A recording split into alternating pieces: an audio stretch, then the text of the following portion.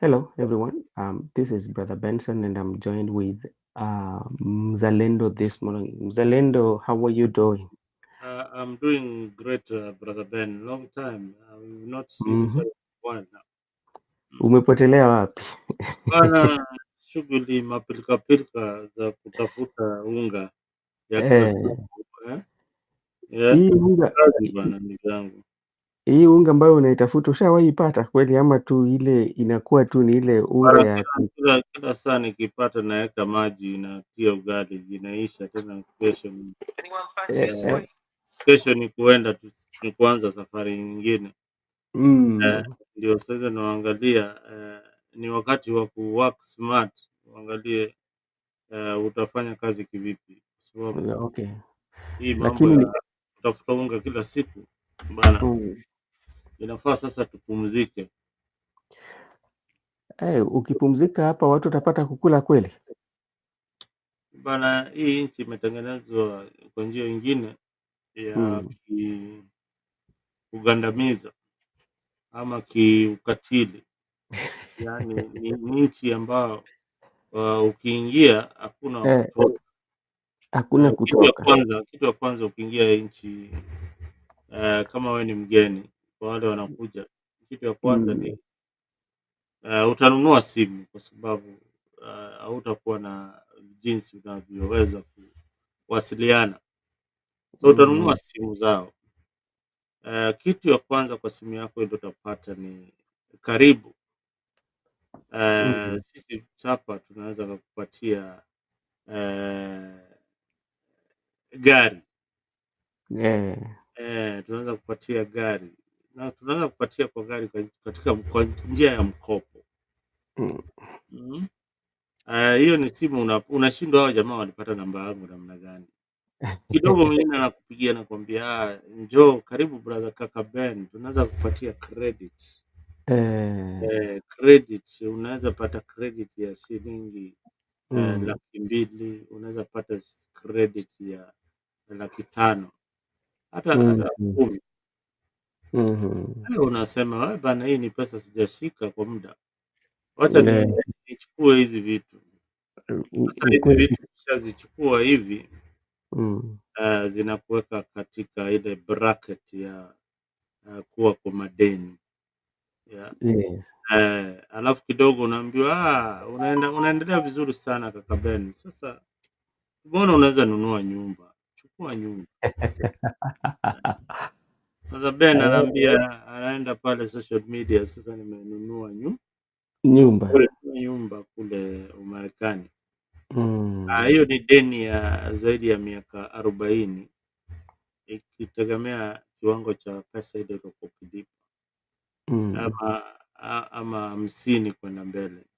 So ukiangalia na umri wako, ukichukua deni huo utakuja kuimaliza kama uko na miaka karibu 70 ama 75 kule, mhm, ama 80.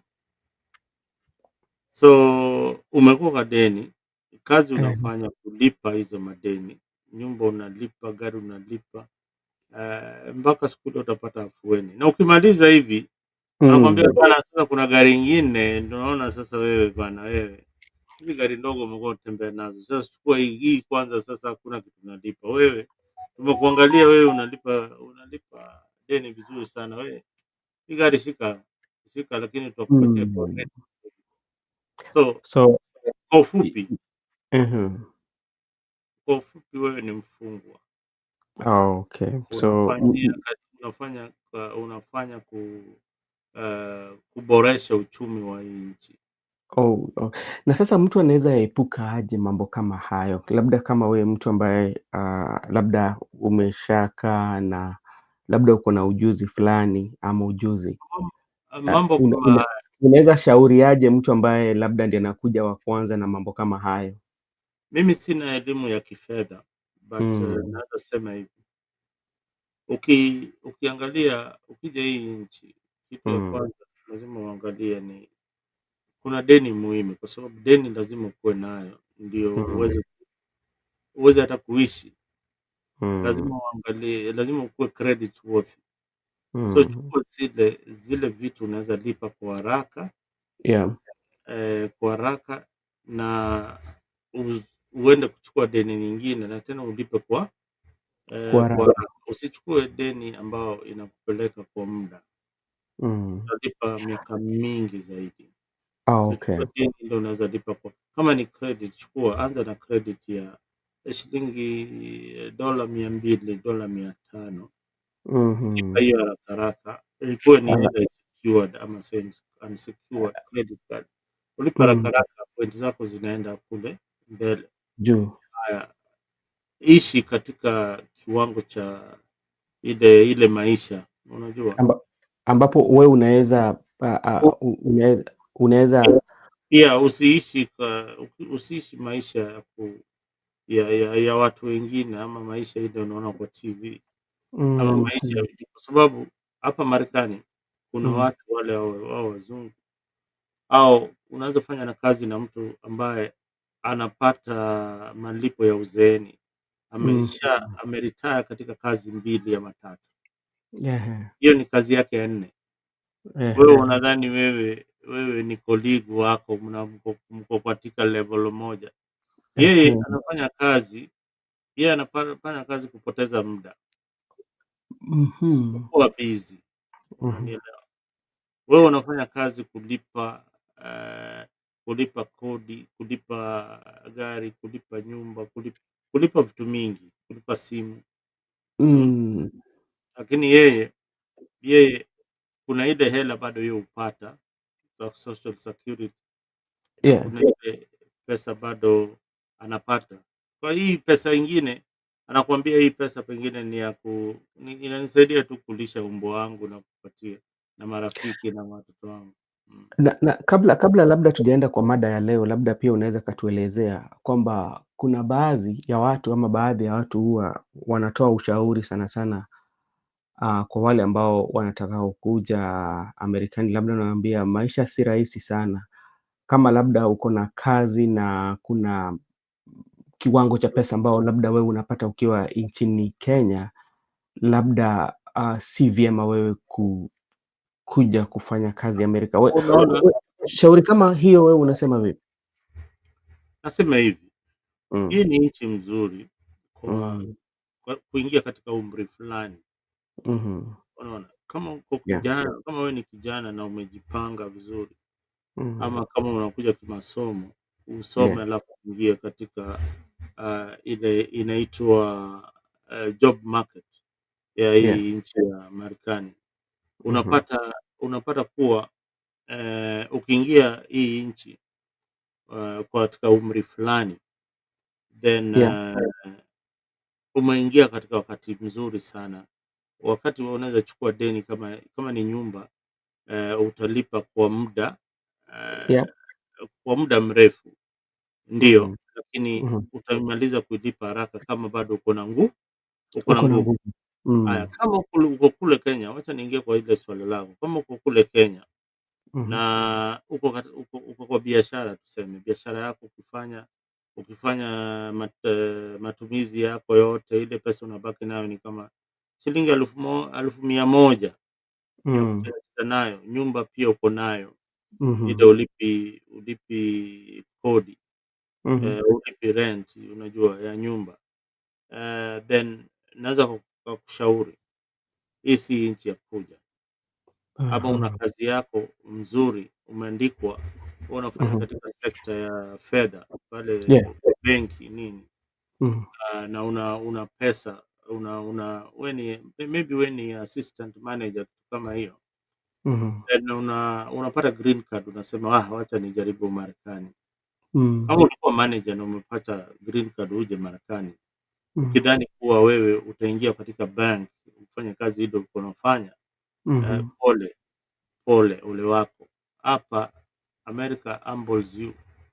Utapewa pale, hey, ndugu, hapa ni supermarket, wewe kazi yako ni kupanga hizi masabuni na kila siku. Wewe ulikuwa manager, ukae ukijua.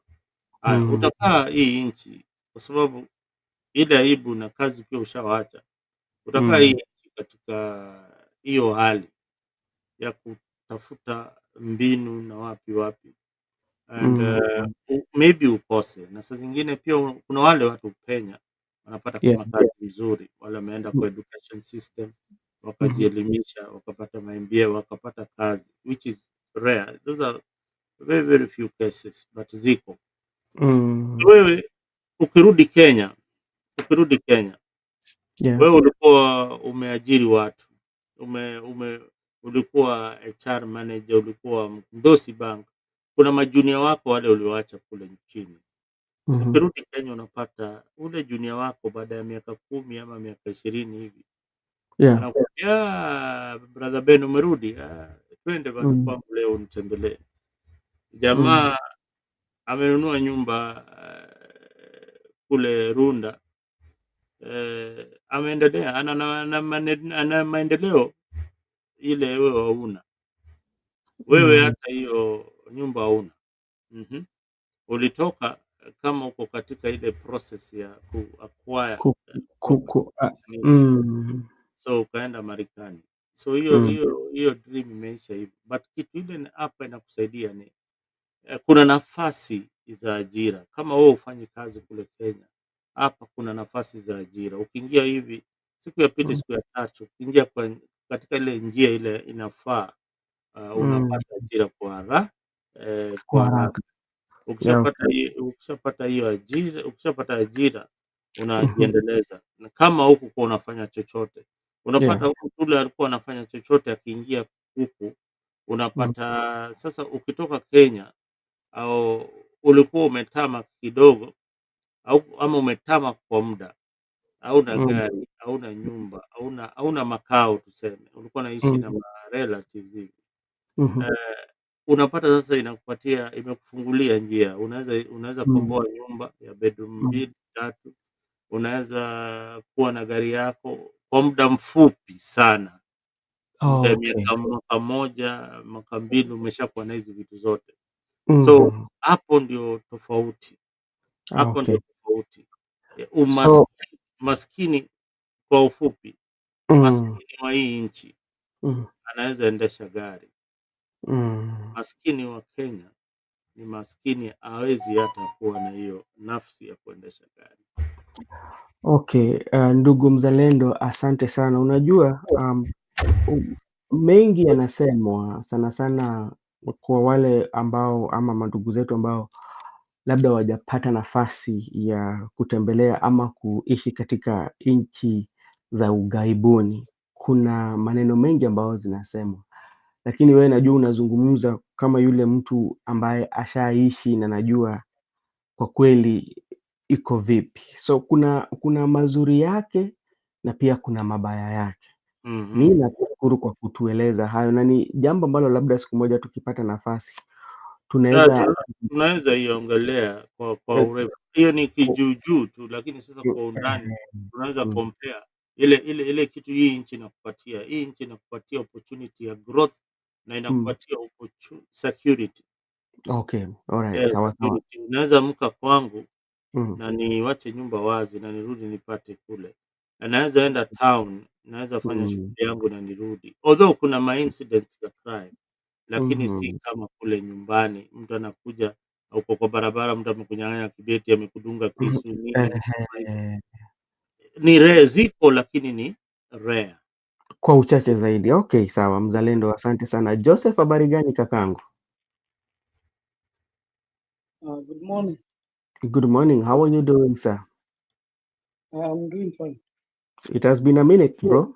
Hello Joseph, hi. Yeah, I'm very fine. It has been a minute. Yes, In where I am, we are under tension, so we sometimes we try to keep a distance okay, a bit, and you look at okay. the situation that is happening.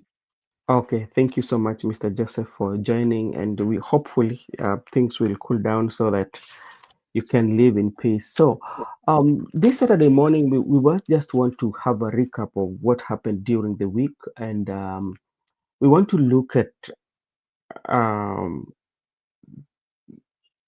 your views on especially on the happenings of the weekend. We will start with internationally. Maybe to start with you, Joseph. I think you've seen or watch the news of Nepal, what happened with the Gen Z, on how they um, came out in large numbers when the social media was banned, and how they destruction and everything. So, from your own perspective, what can Gen Z of Kenya learn from what happened in Nepal and also the leaders? Because I think it is a learning moment for both the leaders and even the Gen Z. From on your perspective, maybe if you can give your view. Yeah, thank you.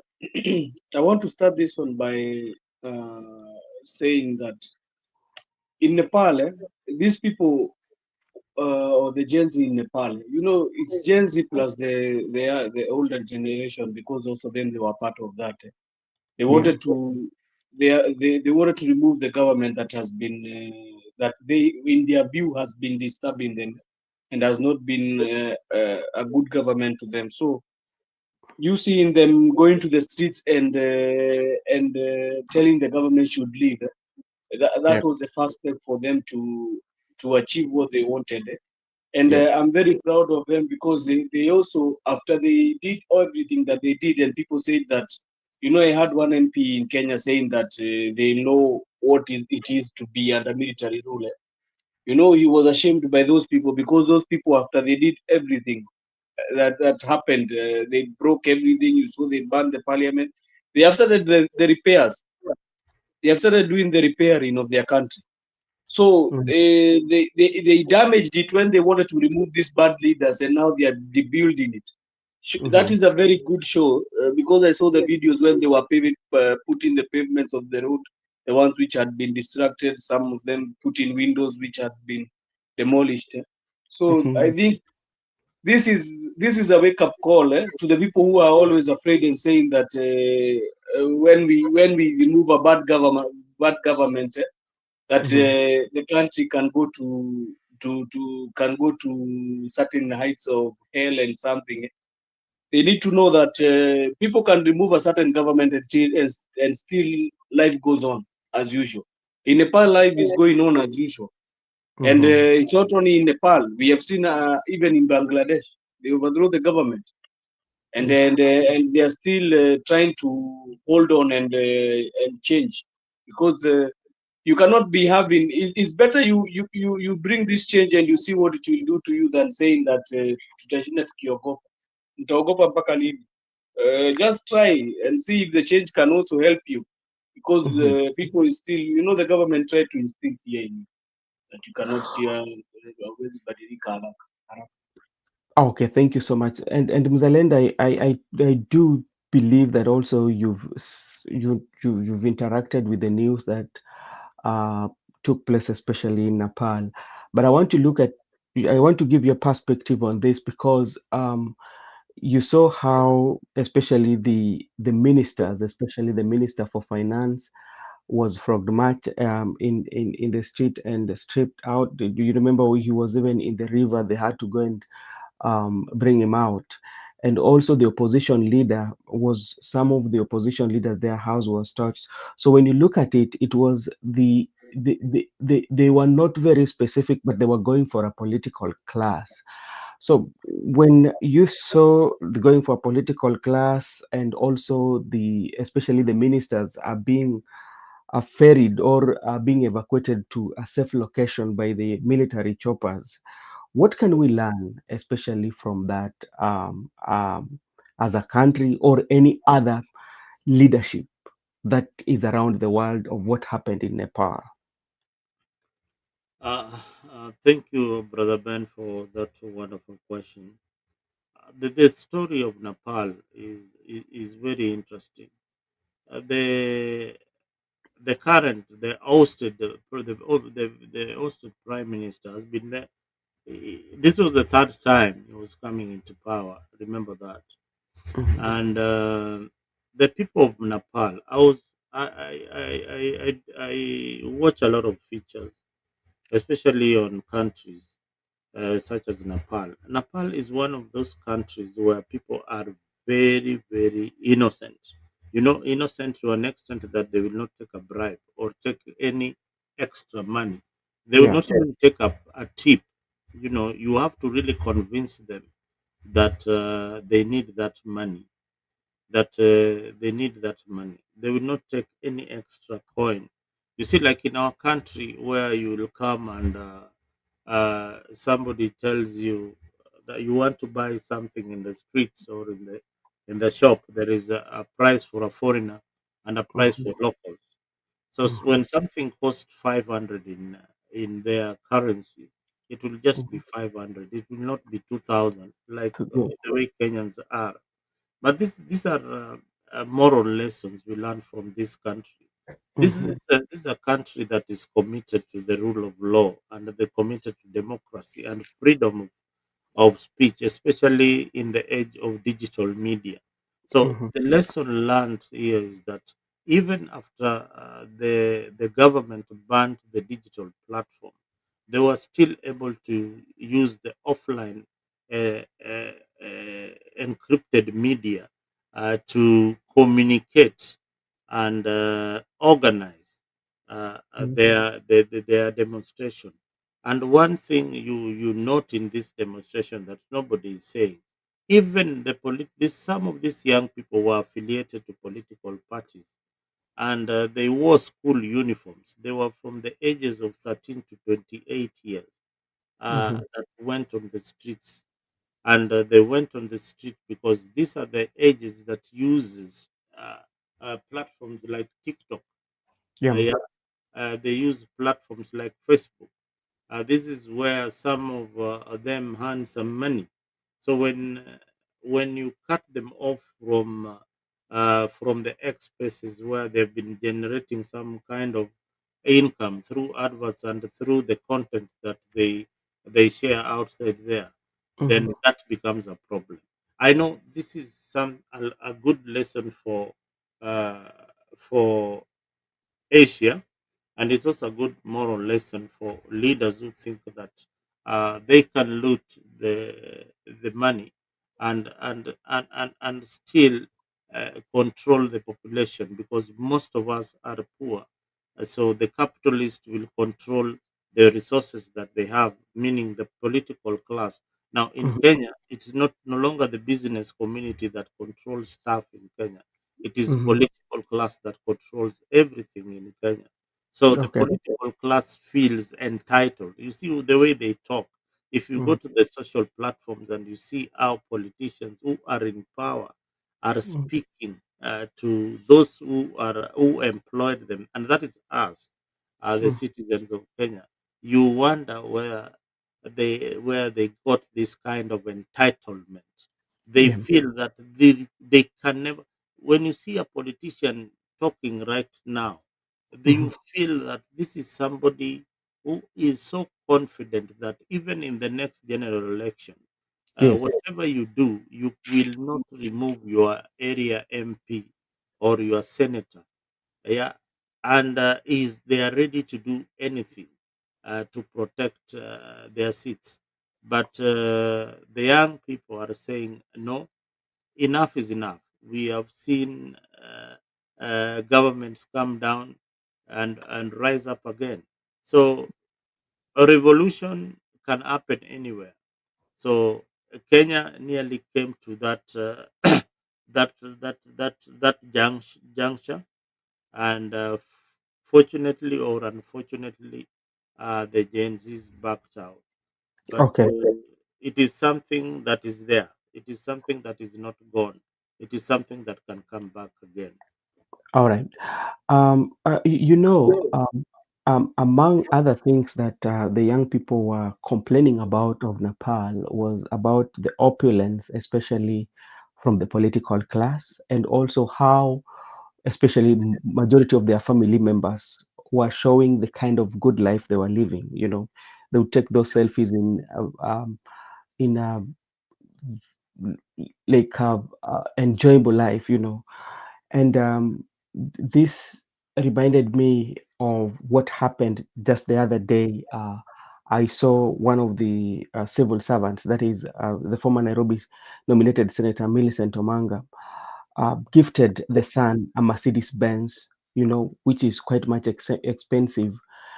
and and you're a civil servant, and if you look at what some other young people were complaining about, was about the opulence, and maybe the people who are working in the civil sector are showing those kind of like expensive life. And if you go to one of the comments in that picture, Mzalendo, somebody was saying that Nepal is coming soon. So how long does it take us to learn? Yeah, a good. I want to say this. Our leaders are so much entitled. This is one lady who first, I think, she refused her first appointment by the president. Remember, there are other people who are really looking for what she didn't want to. But Hmm. again, the president later on gave her, you know, another appointment. Uh, it is the political cabal. These are the guys who I always tell people, if you are within that circle, if you happen to get into the door or to sit on that dining table Hmm. where there is plenty for us, we as politicians, Yes. and you as citizens, munatupiwa crumbs, you munatupiwa pale kidogo. You see, have you ever gone to a house where there's a cat Hmm. and you are busy eating on the dining table and the cat is crawling all over your legs, and you don't like pets, so what happens? Hmm. Well, what happens when you don't like pets and you are in my house and the cat is all over your legs? What do you do? Kick them. Huh? You kick the cat Yeah, you kick it. You see, you kick it or you throw something for it to, to eat. yeah, so that it gets out of your, Way. yeah. So even when you kick it out, it still comes back. Mm. So the problems in Kenyan politics, they've been kicking it out, but the cat has always been coming back, and they're giving it the crumbs. Yeah. Mm. Now, one day the cat will climb on top of the table. What Yeah. happens when the cat climbs on top of a table? Will eat the food that is there. If you are not used to cats, you'll scramble for safety. Yes. Yeah, and you will not want to eat that food again. Utakimbia Hmm. uachane na hiyo chakula, hii paka namna gani, unajua. So Mm. we are in that kind of situation whereby Okay. we are the cats, and each and every time we get to see or we get to eat from the carpet while they eat from the table. And this is the difference. That gap between the table and the floor where the cat is eating, Hmm. it's a difference of 1,000,000 shillings. Okay. Yeah, it's a difference of 1,000,000 shillings. So and these guys, they're entitled to earn over 1 million or 2 million plus. Yeah, which is calculated by RC. It's called the Salaries and Remuneration Commission. Hmm. While the teacher down here, his salary is calculated and added 29 shillings. Yeah. And this is the teacher who pays them a salary through the taxes that the government collects from her or him. Yeah. Hmm. So that is where we are as a country. Okay. It is dangerous. The politicians might laugh, they might smile, they might build every other road that they think is necessary. They Yeah. might build all these stadiums and all these nice things that they see. But Yes. when the citizens don't have anything in their pocket, they will Pockets. Yes. come for what you have. All right. Thank you so much, Mzalendo. And maybe Joseph and you also in brief, when you go to those comments, because like I was following up those comments, but like you find the comments that are coming are like, okay, they are very negative, not even negative, but they send you a message, and realizing that, so there's something that has really happened, and you're also a civil servant. So at what point should you learn and know very well that right now what we are very in a very fragile environment, or we are dealing with a very fragile and fluid um, kind of like population right now, such like what I'm doing can generate or can propel to something else. So how can I be smart enough to make sure that I do it in a way that does not appear to be bad or does not appear to be negative to some people?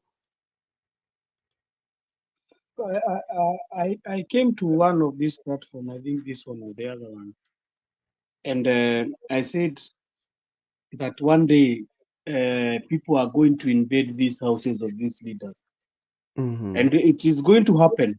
As I said, it is not going to take a very long time, because in the way they show us how they are living lifestyle and what they can drive.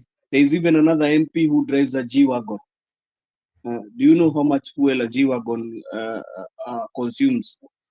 So Mm-hmm. when you see this kind of sort of acts, I'm telling you, it's very near. It's not even the Nepal way. It will be even worse in Kenya. It will not be the Nepal way. And you see certain politicians having chunks of land, and they have bought them, and they have bought them through proceeds of money that we know where it's coming from. And then they try to show us in their social medias. Yeah. I'm telling you, there is a time coming, and that time will be a problem for those people who have taken money and they have been showing opulence. It's okay. You can be buying your sons vehicles and water and showing Mm-hmm. it on the social media, but don't know the regular man who is in Kenya, who cannot be able to feed himself. The anger is continuing to boil. And the problem is the generation that is coming is not an old generation. People nowadays are dying at 60, at 50. If you see somebody past 60, nowadays we start to say that he's living his life. So Mm-hmm. if you cannot pass 60, it means you're in the gap line of 50. So from 50, from 1 year to 50, it means it's just a very short time. And so it means the generation initially is very young. And the problem with the young generation, you cannot be able to stop them from doing whatever they want to do, because initially the people who have the opulence, they are people who are getting edged out. There are people who are turning to their 50s, going to their 70s. Most of these Yep. MPs and most of those ladies you see with their opulences, they are 40, 50s, and they are going to their 60s. So do you expect them that when they will be in their 70s, they will be having the vigor? They will not be having the vigor, and they will be in a country where we have young people who are unemployed, and they are suffering. So Okay. that one, I'm telling you, it's coming, and it will come, even if not now, even if after Mhm. 5 years, that one will It come okay. because of All the right. opulence they show in their social media. That one will come. I hope even they don't show it in the social media. You keep it to yourself. But the problem is, you show it to everybody, that you can be able to afford these things. A Range Rover, when somebody is even cannot even afford a one meal in a day. Okay. Thank you so much, Mr. Joseph. That is, we were just giving our thoughts, especially in what happened in Nepal and how they are rebuilding now their country, and what lessons can the country learn, the leadership, and even the citizen of the nation. Um, let's switch gears a little bit, Mr. Mzalendo and Joseph. We know by-elections are coming in November 2027. That is when the election is going to take place.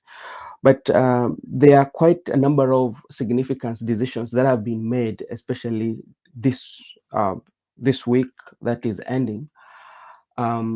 This is concerning the Mbere North constituency, where the DCP party, that is Rigathi Gachagua, decided to withdraw his candidate, who and is going to support the DP candidate.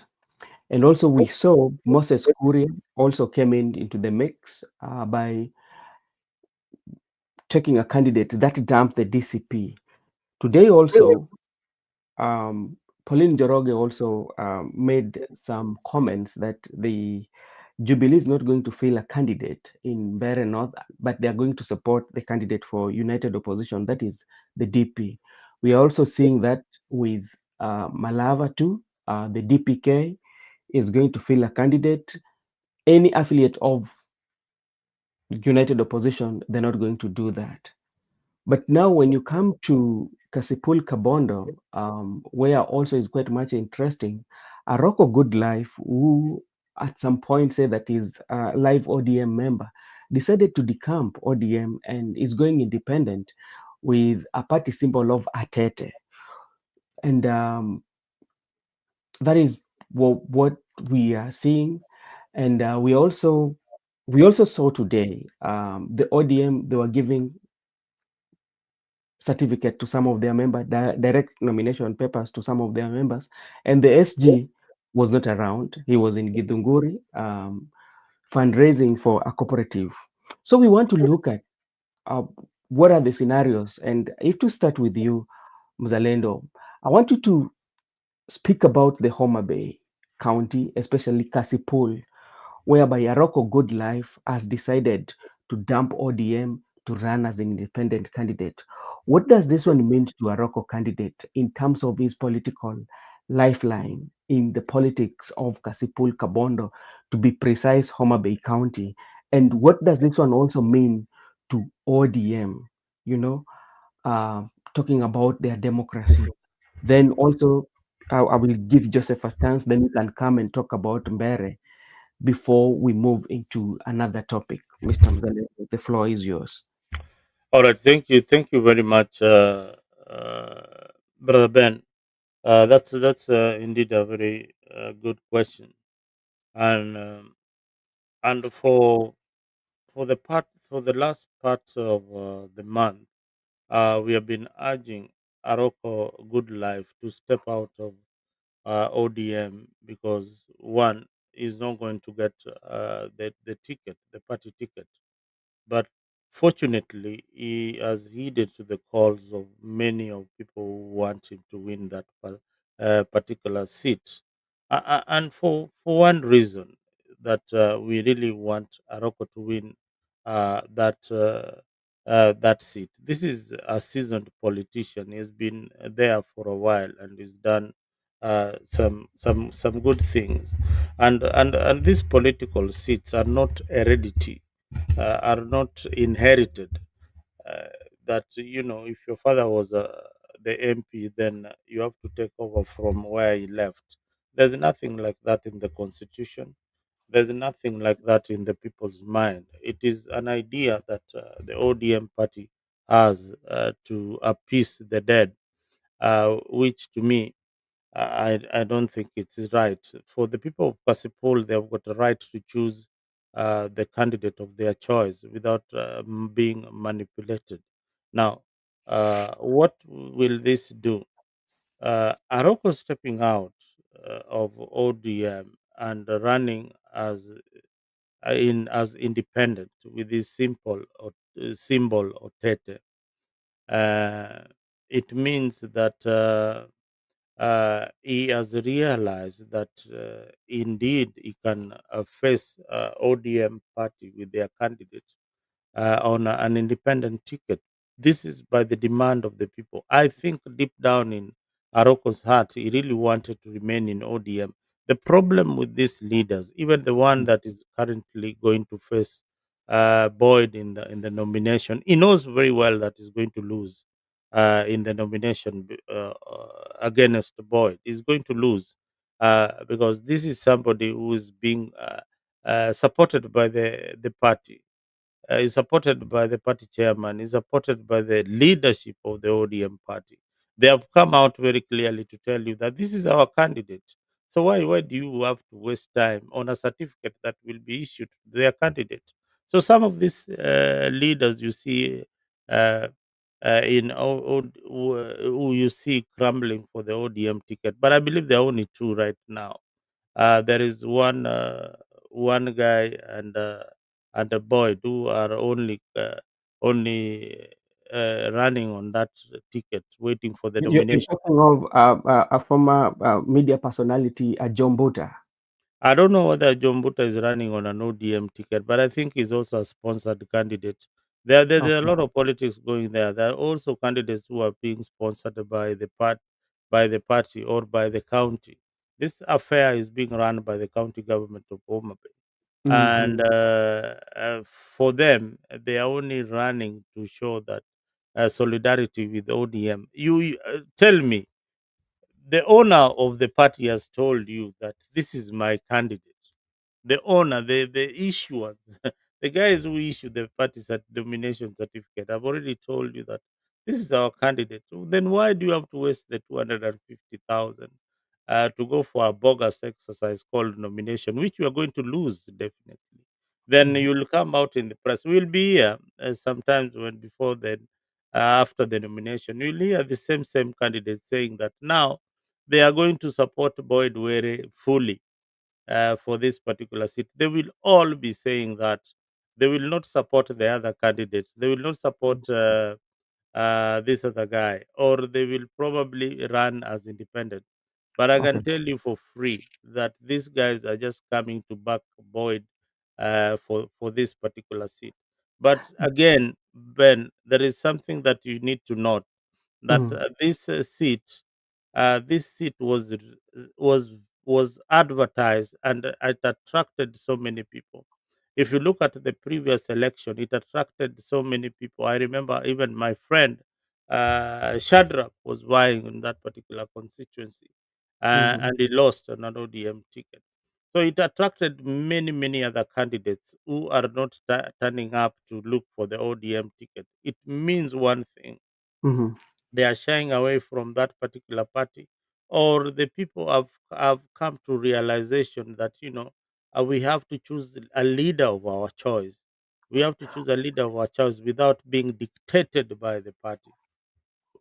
But Mzalendo, before I bring in Joseph, when you look at the political terrain in that area, we have the the diehard of the party that even if you look at the comment section, they are saying here we are voting for the party. We are not voting for an individual.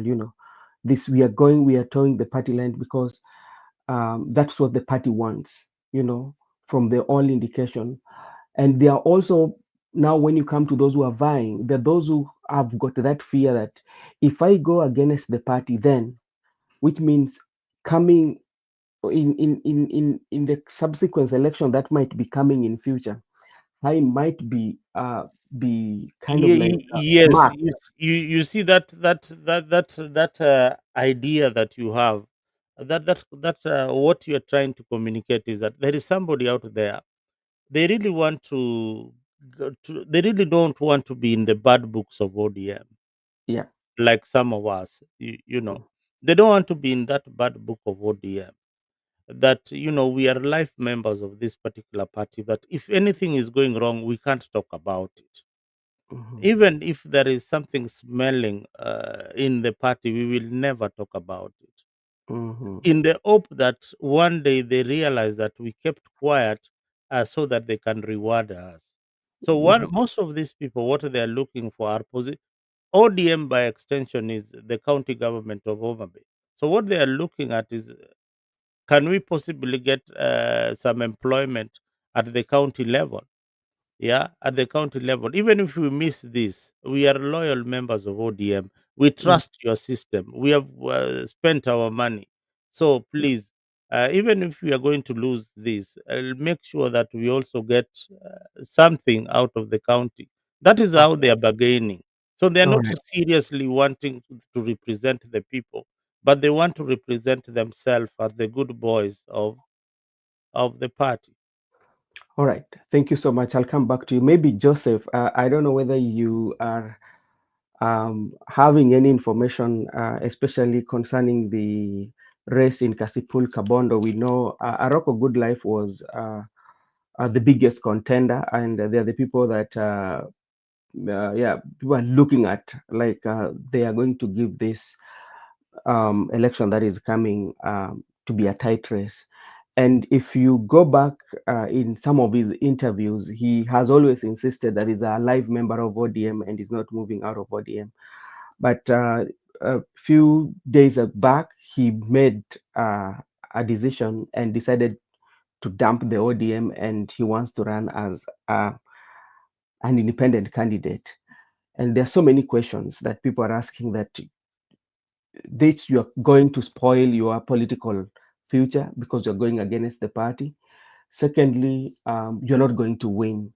So maybe somebody maybe who has interacted in this politics of our country, what would be your view, especially concerning what is happening in Homa Bay, to be precise, Kasipul Kabondo? Yes, thank you for that question. And it's very easy that when you're in Homa Bay, you're in an ODM zone. So it's very difficult for him to be able to get that seat. That seat, if ODM has declared that seat will be given to the late the son of the late Were, it means that that seat is going to go there. It will not go to another place as long as you're opposing ODM in Nyanza region. It will not augur well with you. It will not augur well with you. It has happened in certain instances. Some of them have gotten through independent. But I'm telling you, in Homa Bay, that one I know for sure. That one, that one, You, the son of where is going to go with that one. yeah. And you know, Oh, I like Kasapul. I like Kasapul. So you like the name. I can tell you clearly that one. That one is You, you know, going. you know that that area has got that the by election there. The elections in that place has been very brutal. The late Mm, Ongondo Were did a lot of atrocities during his time. There's a lot of blood that has been shed in that particular constituency. mm, I thought that this time round the party would realize that okay, fine, let these people decide and choose who can lead them, because they've been complaining about the improper leadership that has been there, the people. But the leadership of ODM was happy with Ongondowere. He was the darling of the party. So mm, yeah, I think they will get that kind of service from the sun. Yeah. Mm. mm. And Okay. even it's easy, Brother Benson, when you get another candidate from another place, if they Mm. put an independent candidate, it'll be hard for him to work in Homa Bay. It will be very hard, No, even what if they try usually, to put an independent. what I've always witnessed, especially for those who have won through independent candidate, immediately they are sworn in, they tend to work with the especially the party ODM in those strong areas of ODM. But if you look at, well, Mzalendo, you can correct me. I think there's one ward in Homa Bay whereby was won by an independent candidate.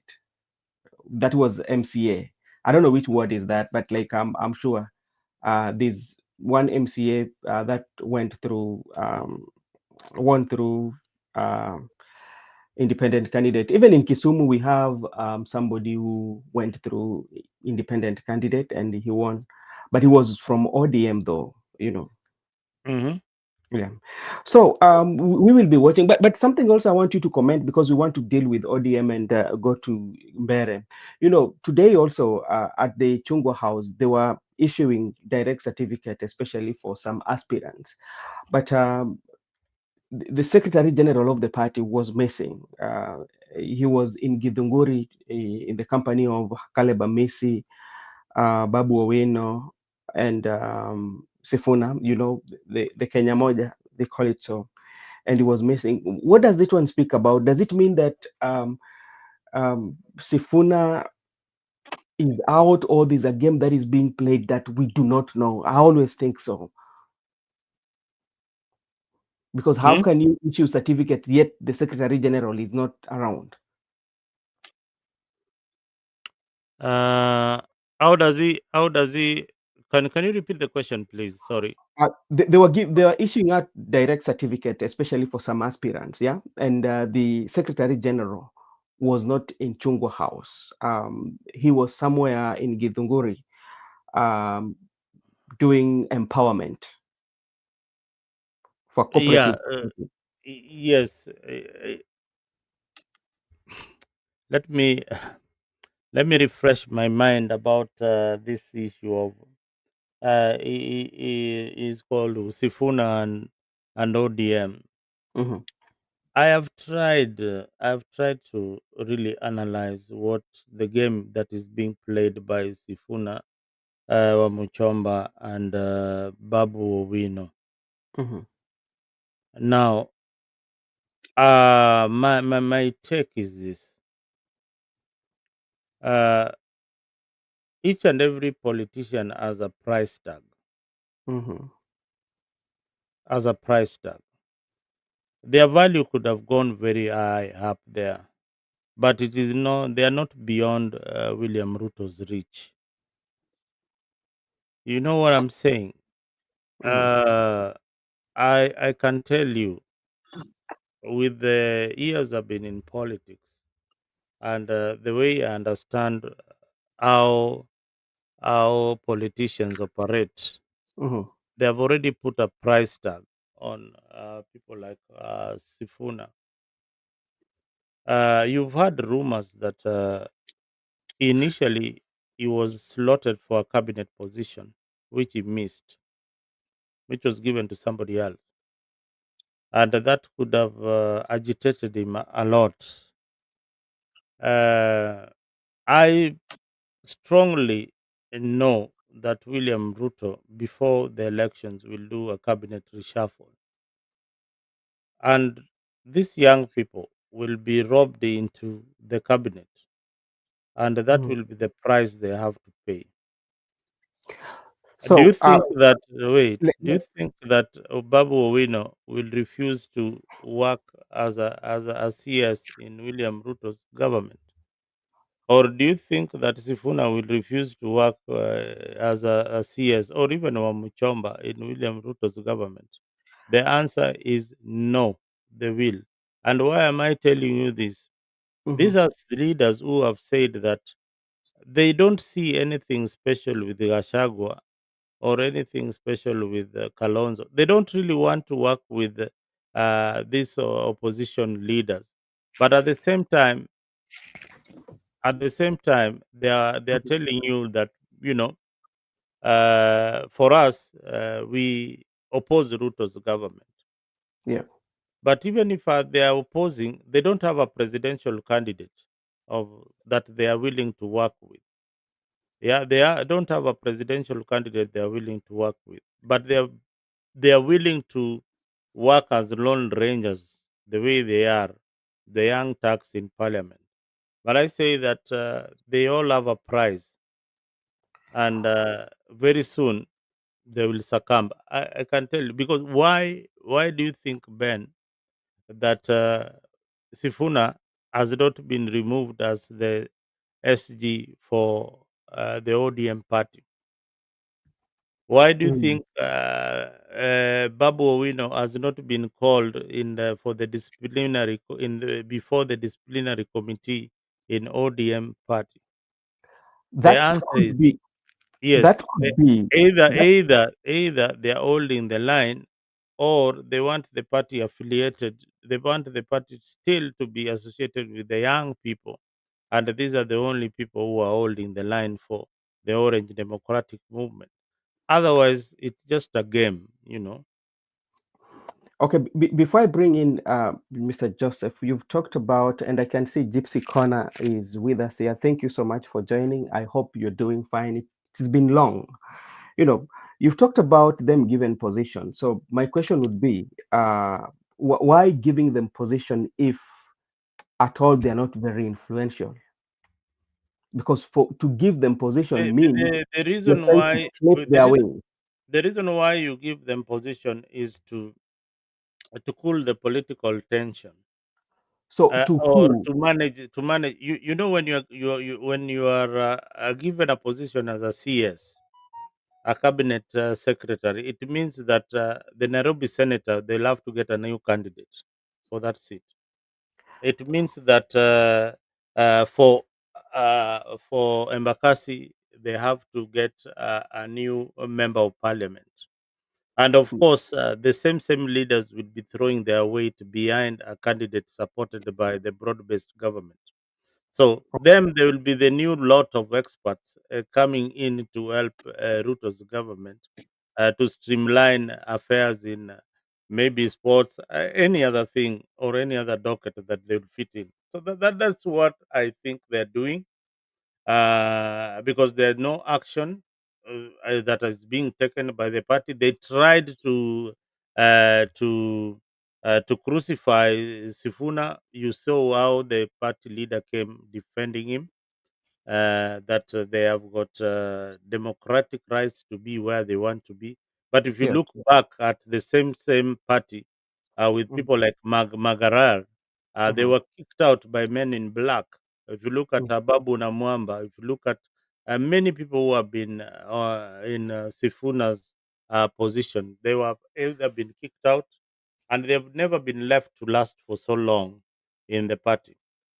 So, okay, now to me, this is what I think. I might be wrong, and I'm seeing Ayaga. Ayaga can see you. It has been long. Utuambie ulikuwa wapi. So this is what what I'm seeing. If that is the case, then Sifuna and Babu Owino are holding in brief for Baba or for ODM. Yeah, they just want to be relevant. They want to be relevant on both sides, all Mhm. right, Okay, all right. of the political divide. Okay, Mr. Joseph, you too, and I want to know your perspective, especially on Edwin Sifuna. The issuing of certificate is missing in action, but attending, we call it empowerment program. I would call it so, and I'm seeing this similarity of what president is doing of empowerment and Sifuna is doing. They're the same thing. Yeah, there's no difference. Yeah, where are they getting the money? Where are they getting the money? Because like Sifuna keeps on saying how the friends are doing, but it's the same empowerment. Yeah. So it is a replica of a broad-based government. And does it mean that It's a broad-based parliament. is a is does it mean that it is another extension of broad-based government to kind of like um, confuse, or not if to confuse, but to keep the conversation going. Meanwhile, some other issues are taking place. Yeah, You know, thank you. before Okay. Joseph comes in, sorry, Joseph, to interject. I had just this burning point that I wanted to make. You see, Ben, I will not be surprised that people like Amisi and everybody else coming around and telling us, we looked around and saw that this opposition are not organized. Yeah, and the way they are looking at things, they can't beat William Ruto. So what we have got no choice but to support the winning team. And William Mhm. Ruto has done so much. We were complaining, but amejirekebisha. Yeah. Yeah, amefanya ABCD. Ama hakuna mahali ninakwambia, each and every politician has a price Mhm. tag on their forehead. Mm. Okay, Joseph, can you share with us your view, especially on what is happening? On Sifuna not being fully participating on the roles that he should be doing, signing those certificates, but he's in Githunguri. But at the same time, they're doing something that the broad-based government is doing. There's no difference. I Money is think money. there's two things that are happening in ODM. One Mm, is that some Sifuna has been kept as he's not the insider cabinet now. You know, there is a cabinet in ODM who are mm, always the insider. I think yeah. now he has been left out. And the problem is when you are left out of these things, you'll not even be told that kuna watu wanapewa certificate. I highly even doubt he knew that kuna watu walikuwa wanapatiwa direct candidacy at that time when he was in that nini. Because and the problem is, ODM is at a dilemma because they also are not, they don't want to wage war on Sifuna. they are afraid of the spillover. You know, the spillover will be a problem in the senatorial election and the gubernatorial election in Nairobi. So they don't want that spillover when they start fighting with Akin. Because even now you can see, if you look at the socials of ODM and the MPs from ODM, you don't see them fighting with Sifuna now. Have you been seeing them of late saying about Sifuna and Babu Ovino? They have kept quiet. And the way I know ODM, when you go against what Baba is doing, you're going to be called, and disciplinary action is going to happen. But I think these youngsters, I think these MPs youngsters, they have really ODM imeshindwa na hao youngsters. The like of Akina Jalango. You remember even Jalango, there is nothing that happened to him. So I think they No, this one They is were taken through the process. no, They went up to court. No, remember, let me tell you one thing. When you look at, I think you listen to what Omondi Karoli, Honorable Omondi Karoli said. I don't know whether Mzalendo you had an opportunity to watch the interview by Honorable Karoli Omondi what did he say? about the decision they made themselves to go and visit the president and tell the president to bring development, you know. And in his interview, there's something that he said that with them they went on the broad daylight, but they knew or they had information that there's people who are visiting the president at night. yeah. I remember Yeah. them saying this. He said that, you know. So when you find Jalango, especially Jalango, when they went, first of all, they were nicknamed as they were traitors, you know, the betrayers of the community. Remember? And there was even a day when there was a meeting somewhere where Jalango was blocked from attending that meeting. Remember, it was in Langata. No, it was not in Langata. It was Where was somewhere it? in Machakos. In Machakos, Jalango was blocked. And there was also the dispute on how they wanted. There was that scuffle between Mark Nyamita and Ochila Yako, and remember on how it happened. You know. But now, after everything has fallen in place, now things are okay. You know. So, but for Sifuna and Babu Owino and Caleb Amisi, from the look of things, to me, I still believe that they're just holding in brief. And how are they holding in brief? There's this quarters of ODM supporters who feel that Baba should not work with President William Ruto, you know. So by Sifuna trying to fight that, he's holding them. That is saying that, making them nurse this hope that Sifuna is fighting hard for us because they are lovers of the party. Yeah. So by Sifuna keep on doing that and Babu Owino, they are holding that constituency in brief so that when there's that fallback, in case if the Baba comes back and say that now we are organizing, putting our houses in order, I say that, okay, Sifuna has won. Sifuna, that is what I think. I don't think ODM can make a turnaround and tell people that we are putting our house in order. We'd have a candidate in 2027, but it is Kenyan politics. They can do that and get Or away with it. or what can happen is this. What can happen is this, like now maybe the likes of Sifuna, they will say, okay, we try our best, but from the look of things, we are saying that when we compare maybe the team of Rigathi Gachagua and the team of President William Ruto, we feel that the team of President William Ruto is better off than that of Rigathi Gachagua. You see, when the team, yes, that is what I had said in Yeah. earlier. Mhm. You see what uh, if you look at the by-elections that are coming, Yeah.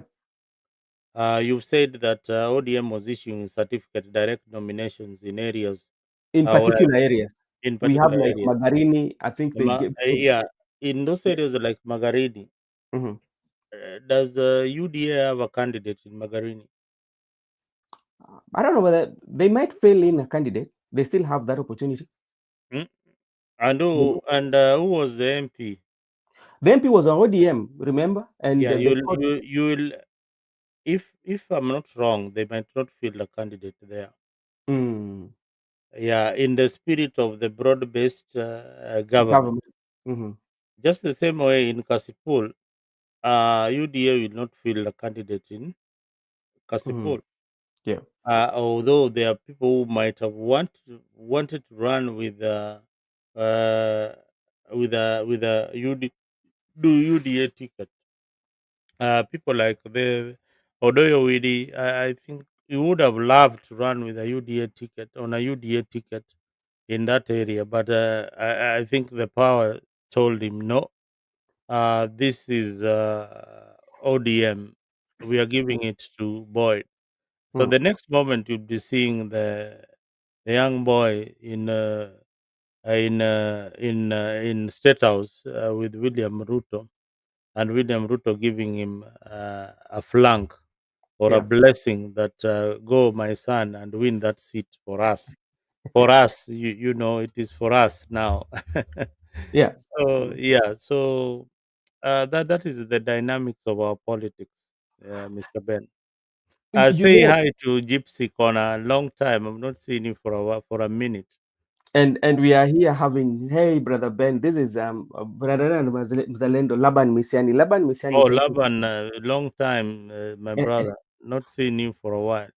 you Mm. know, the broad-based government is quite much complex, and you know, as you said earlier, when you look at the Kenya Moja, the Kenya Moja, the the group of Babu Owino, Wamushomba, Caleb Amisi, Kibagendi, and all that, you know, when you look at it critically and you look at them and evaluate what is their goal, because, like, you know, a third force, they tend to be They neutral. they have no significance. I have tried to look at what they are bringing on the table or what they really want. I can't place them anywhere. Mm, You know, and the moment they say that, you know, we don't want to work with William Ruto, and at mm, the same broad-based government is really working on what, on a very dynamic and transparent way of of, agreement. of agreement. uh, Mhm, when when they say that they don't want to work with William Samoei Ruto, and at yeah. the same time they Mhm. don't want to work with Gashagwa, and at the same time they don't want to work with Kalonzo,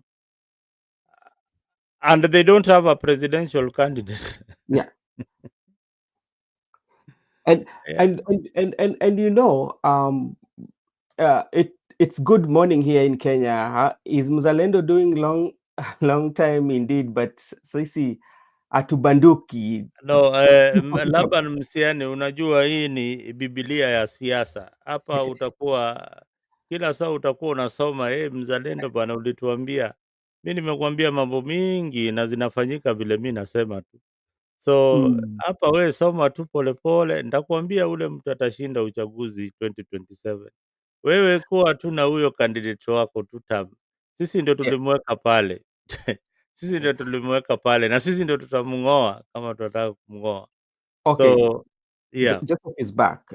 Joseph, maybe when you look at critically the third force, that is the Sifunas, the Babus, the Wamushomba, the so-called the young leaders who want to bring transformation, and with their transformation, there's no clear pathway that we are seeing that they have a presidential candidate, they have a political party, because they do not have a political party.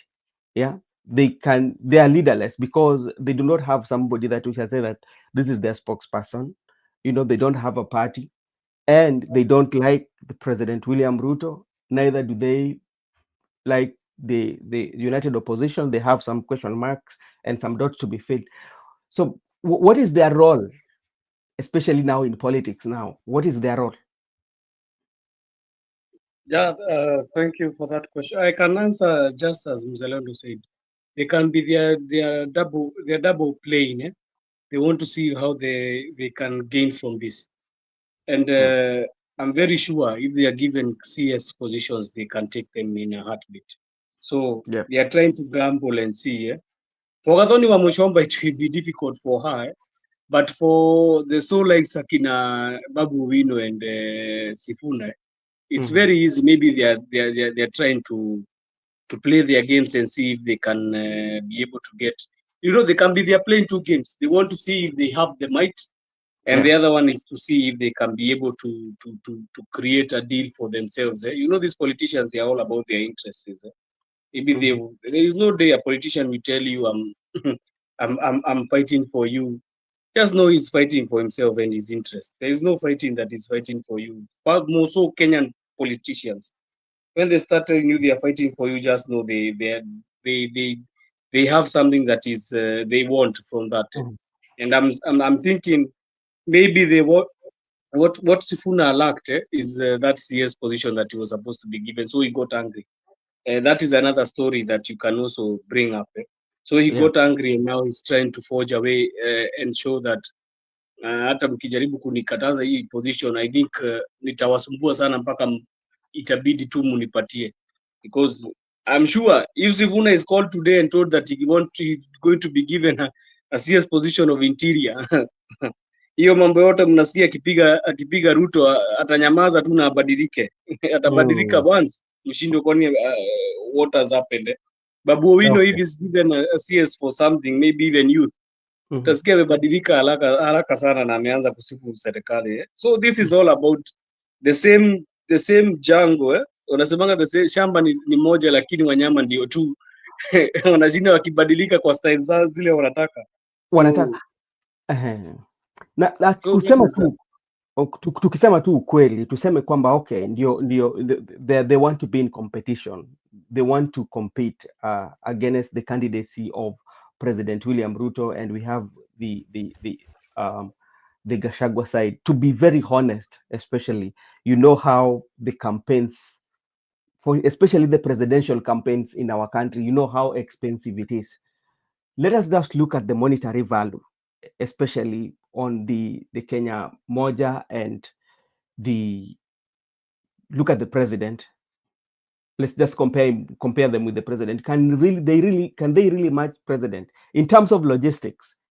No, that is one is a lie. They cannot match the president. So Presidency needs, brother. Do you know how much money is needed for an MP to become to how much money is needed for a campaign for an MP? It's almost, now they raise the bar here. Even they are using almost 10 million mhm, and above. mhm. And for MCA Yani, is you are going saying close to 10 1 million. million. No, I'm saying from 10 million going up. See, Ah, kama yeah, vile yeah. ulikuwa unasikia from 1 million. So now it has raised the bar from 10 million. You are hearing. I, No, it depends. It depends 10 million as well. If Yeah. it is 10 million in the Ukambani region, it Mhm, will be a bit easier. But there is in yeah, places like maybe Nairobi where you Ukambani, need. maybe huko Ukambani huko. Yeah, mhm. that's But why I'm saying it in areas depends. where I Ona kama come from, Nairobi, you need around 100 million to do the campaign. let me tell you one thing. One thing that you don't know, Joseph. Having doing elections in Nairobi is much easier than doing it in the rural areas. One, there is accessibility. The areas are ziko karibu. If you want to cover Nairobi, you'll cover it very easily within a day. But Mhm. in a rural area, it spans, and sometimes there are areas that have no roads. Now, this is the catch. Nairobians like yourself have got something that they are doing. They will not wait for you in a rally to kuja uambie tunataka kufanya nini. The civil servants will not go on those rallies. It is only the idlers wale watakuwa wamekuwa mobilized, and you have to mobilize them with money. Mm. So ukiwa mobilize wakuja kwa function yao, na ni function kidogo tu, you'll do some town halls hapa na Mhm. pale, na mambo yako ienee, and then some social media. But Yes. in the rural area, there is no communication other than to go physically to the people on the ground, Mm. and it is very expensive. I remember we were running with one of the governors. I will not mention his name. I think now two times I've Yeah. run with different governors. in the terrain, and I can tell you that when that chopper ukitoa hiyo chopper Nairobi ufike mahali kama Nyanza, hiyo ni 200,000.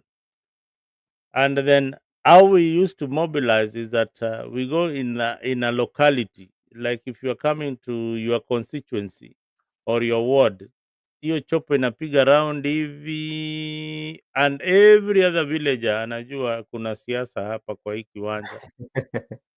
What a Ikiland namna hii, the whole village, by the time the blades chopper ina settle na guest anaenda kwa dais, the whole village tayari iko hapo kwa hiyo kiwanja, imeshajaa, okay. people are idle. So Mm. hata kama alikuwa kwa shamba analima, anakuambia aliwacha kulima akakuja kwa mkutano yako. Baadaye hiyo huko kwetu naona governor analainisha watu, wazee simama pande hii, wamama simama pande hii, vijana simama pande hii, Mm. and pesa wanapewa sasa, shika 200, 200, 200, 500, 500. In every other stop, a governor uses about 400,000 shillings.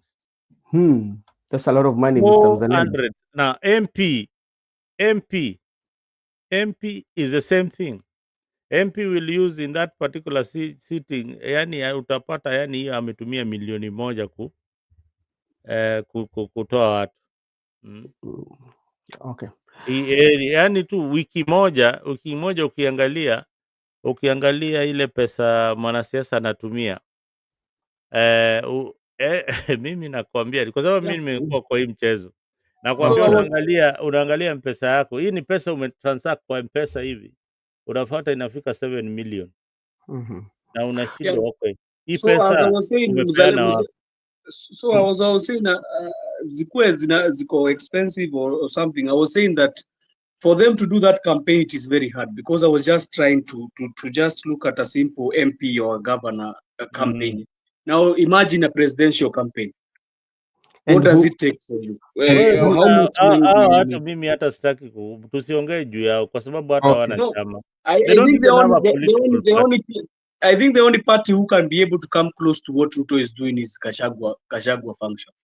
Even You know, even Matiang'i has been in government and he has got yeah. friends and resources. He can That's why I'm match. saying that the united opposition can try to come close because they have even friends and some people like Kashagwa, they have they have liquidity. So Okay. I think that is but that one Kenya moja hiyo ni too No, pressure. you have friends, you have people who can come and sponsor your candidate. To me, But I believe that Kenya moja, there's something that I believe all of them, including Wamushomba, Babu Owino, Edwin Sifuna, Kenya Kibagenge. moja ni gani? Hiyo Kenya moja ni gani? See, the new one. How do you call it? Inaitwa Kenya moja. Yeah. Yeah. I don't even know the name. So what is happening? I think they are holding brief for their masters. They are holding brief for their masters to keep the conversation going. So let's turn our focus into Mbeere North. Mbeere North is quite much interesting because the reason why it is interesting is the front runner who was supposed to be a DCP candidate dumped the DCP and went to Moses Kuria's party. Moses Kuria is back, and and we have Jubilee because there were rumors that Jubilee were filling in a candidate, but from what Pauline Njoroge posted, it means they're not filling in a candidate. Rigathi Gachagua, who actually kind of like terminated or put his US tour in brief that is coming to Kenya to campaign for the candidate, now does not have a candidate. He's going to support DCP candidate. And people are asking that how is he going to manage if he cannot test the waters now? Because that was what people were testing, his influence in Mount Kenya were going to be tested in the Mbeere North, but now he's supporting the DCP candidate. What does that one mean to Rigathi Gachagua, maybe even next general election, to the election that is going to take place right now? is it portraying a weak candidacy, or is it portraying that he still doesn't have that power to go head on hand with, especially the candidate that is for the UDA, because it's going to be William Ruto, Rigathi Gachagua. That was people were looking at. But now Rigathi Gachagua is not there. We're seeing Muturi. Joseph, that is your area. Tell us what is happening in Mbeere North. Yeah, first I want to you know, Laban tulikuwa na kikao na yeye siku ingine hapo tukaletana juu sana, so he wants to he wants to pay back. Let me start by saying, Father Danny, thank you so much. yeah, he's saying it's been infiltrated. Let me start by saying, any side that is being supported by the so-called Moses Kuria, or the person who is supported by Moses Kuria, is not going to win that by-election. I know it as a fact. We are going to wait and see, but I know it as a fact. But the problem that is going to come there is maybe those guys try to vote for independent. That is the only problem that can come in. But as far as I'm concerned, there are people, you know, in Mount Kenya region, information always pass through. And is not is as Muzalendo was saying, in Mount Kenya region is a place where it is very simple to do campaigns. Because when they hate something, and you go and pacify what they are saying, it's very easy for you to do a campaign there. Yeah, people have been talking about how they were against Raila, and everybody who could have gone and spoke about Raila, against Raila, they could give you a vote, and you could become the MP. That is what happens. So that is still going on, and they know Moses Kuria as a traitor. That is what they take him as. And I'm telling you, it is going to be very hard for Moses Kuria, because the only four parties that are in Mount Kenya. Which one? It's only DCP, Jubilee, no, they are around 5. There is DP, there is PNU, and there is this one, Tujibebe. Not Tujibebe, this one, DCP, TSP. Is TSP or what? What do we call? No, CCK, I don't know. That one for Moses Kuria. So Moses Kuria, I don't remember the name. So I think most of the parties they have laid down, because even Jubilee, if you see Jubilee laying it down and saying to support United in any opposition, they know what goes on there, and they know that the opposition, the United opposition, are going to, the candidate is going to take them. And you know the problem is, I have a question. I have a question to you guys. Now, I'm not really keen on Mbeere politics, but I don't know whether Gachagua has got a candidate in Mbeere. No, this is what, let me just give you brief. In the week, Rigathi Gachagua had a presser, and he said they're going to support the DP candidate. And remember, that constituency, it was for a DP. You know, Ruku was a notorious DP. candidate. Oh, yeah. So I understand why Gachagua does not have a candidate. That's what I wanted to understand. So that's why I wanted to finish and say, you know, DP, Justin Muturi is from Mbeere. He's from Mbeere. So that's why he was given that mantle to be able and do campaigns there. Because you know, you cannot say that between Gachagua and Muturi, Gachagua has inroads there in Mbeere. Obviously, Muturi has inroads there inside. But the problem where I can see is if there is an independent candidate who can be fielded. But people are very skeptical of these independent candidates. You know, so most of them are saying they are being used as projects by Ruto to come and. So I think the United is going to get that seat. Let me ask Danny. Danny is bringing something here that is quite much important There's here. no United. There is United UDA or United what? No, the United opposition. This is the side of Rigathi Gachagua. Yeah, they are backing one candidate. Yeah, they are backing one candidate. So and there's also an independent candidate in that constituency. There might.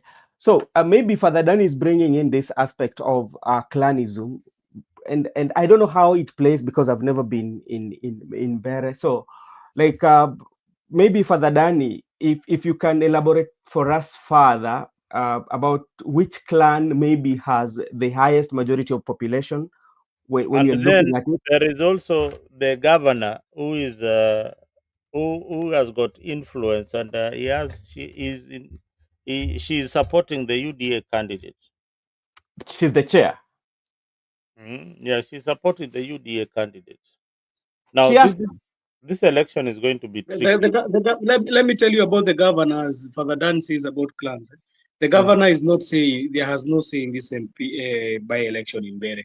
She is mm, even going to be defeated. I think when she'll be defeated, I think she'll keep quiet. You know, in Embu, you know, Bere is in Embu. And Embu is very, you know, Embu has been the total resistance of Ruto. Even when you see where the resistance between Mount Kenya started, it started in Embu when Ruto and Uhuru and Rigathi were in a function of the ordaining of the one certain bishop of Catholic. It yeah. started there, and he has been there. Embu has been against you know when you see people, but the problem is now you see people like Akina Mukonji, they are feeling very bad because I don't know if they are going to be Gashago is going to talk to them, but people like Akina Mukonji, they are feeling left out because they are saying the party should have shielded, the DCP party should have shielded. But I think they came and they took some talking, and they said because hii kiti ilikuwa ya DCP ya DP, hakuna haja sisi kukuja kuchukua hii kiti. Ilikuwa ya Mhm, DP, wacha mjipange mrudishe hiyo nini hiyo candidates so that you can return the candidacy as DP. mhm. But I know Jubilee, you know, Jubilee also, we are talking about DCP, we are forgetting Jubilee. What has Jubilee seen in front? Because you cannot say we are going to field a candidate, then we say we are not going to field a candidate. What have they seen that most of But us cannot see? from what I'm reading, it could be that the candidate who was fronted, it could have been a propaganda from what I read. I might be wrong, but like it seemed it was a propaganda to Mimi na show that. mimi ukiniuliza Jubilee will work with the UDA. Wacha kuwapotezea wakati. Okay, now Joseph, maybe to look it in further, and talking about Moses Kuria, Moses Kuria has been working with the president until very late. He resigned as an advisor to the president, and when you look at the comments of especially the comment section, people are viewing it as somebody who is a spoiler. He has come to divide the votes. And can that one play a part whereby people would say that we're not going to vote for you because you are somebody who might be sent by the president to come and make sure that our votes are divided, so we could not, so the DCP or the DP person should not win? Now, Ben, you are referring to Moses Kuria. Does he have a candidate? Yeah, Moses Kuria is actually the candidate for Moses Kuria. He was supposed to run with DCP, and it What is dumps his DCP. name? What is his name? I cannot remember his name, but I know he was supposed to run with DCP. Then before DCP made a conclusive decision to support DP, Moses Kuria gave him certificate for that. I can look for it. Father Danny, can you please help us with his name? Father Danny might help us. I don't think Kuria is a candidate. Kuria is a candidate, He had, he Mzalendo. had, I think he backed out. He chickened out. When? I don't think he has a candidate there. Kuria is a candidate. Just check it out. But anyway, that election is a litmus test for Gachagua and No, William. Kuria has a candidate. That Yeah. guy shifted What, to Kuria's camp. The which one who was party? in DCP. The one who was in DCP. No, which Yeah. party? Which Kuria? Which is Kuria's party? Kuria has The a party called Chama Kuria is cha Kazi. CCK. Chama cha Kazi. Hebu Google uangalie kama Kuria kuna candidate. Look at the candidates who are vying. Mzalendo. Candidate wa DCP. Nimewambia candidate wa DCP shifted to Kuria's party Kuria's party. because he was not given a chance. They said they are going to support DP. Let me check that name of that guy. I forgot his Yeah. name. And he was even involved in, you see, when Kashagwa was coming, the Mm. day Kashagwa was coming from the airport, I think his car was smashed. I remember. in the when they were. Let me check. I think his name is. What is his name? Well, let me check the name. I have him. Let me check in my mobile. Set the mobile. But I know he shifted to to Chama cha Kazi, Curious Party.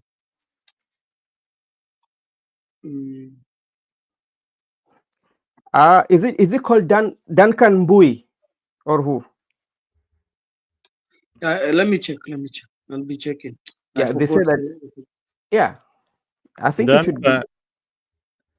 Duncan Mbui was initially the candidate who Yeah, was Duncan being Dewey. fronted. That was supposed to be a DCP candidate. Duncan Mbui. Yeah. He was a DCP candidate. I remember even they wanted to. His car had But been. but right now is which is you are googling there. He belongs to which party? Moses Kuria. Moses Now Kuria. he did not have a party. He He did not doesn't have a run. party. I'm telling you, you are talking about things that you had the other day. But as it is right now, that candidate Moses Kuria, uh, as it is this hour, I'm talking to you. Moses Kuria does not have a candidate. No, he has. That His candidate was political being fronted by his DCP political for party is Bere. not contesting. His political party is not contesting in that seat. His Why are you political saying that? party is not contesting in that Why are you seat. saying that? We can see he's contesting direct with Chama cha Kazi. Moses Kuria party, it shifted from DCP to CCK. He has shifted. He was in DCP. By the way, you are saying he was not in a party. He was a member of DCP. DCP has only been 2 months in function. So he was a member of No, DCP. And he has shifted to he was initially endorsed by Gachagua on yeah, DCP and yeah. DCP, and And now Gachagua said we are he has not going to shifted field to any Chama cha candidate in Kazi. there. Anyway, let us wait and see what develops in that constituency, Ambere. But I think Muturi and his team are going to carry the day. He has already been given a certificate for Chama cha Kazi as we are talking. So he's running on Chama cha Kazi.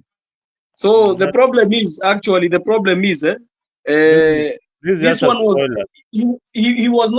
he was not into Chama cha Kazi. The problem was the DCP said they are not going. He knew that if he runs with DCP, he's going to win that seat. So that's why he was cleaning so much on DCP. So when Gachagua, and I think Gachagua always have insiders. Maybe No, that guy I think could have been voted for. Then what has informed Gachagua and his team is that if they had a candidate running against DP, they would split their votes and UDA would win. It's just simple. yeah, Okay. and also I take it as what Brother Benson. Mm-hmm. Do you know the first person to be elected at the UDA was who? It was a guy called Ken Wanjiko. Ken Wanjiko Kiamba. Yeah. Do you see Kanjiko in the link in how in the politics how he links to what side he links to, even the kind of rhetorics he talks. So I think they are afraid of something like that to repeat itself. Kawanjiko was one of the people who said that they want Gachagua out. Yeah. You remember? So I think they also afraid that Duncan Bui maybe.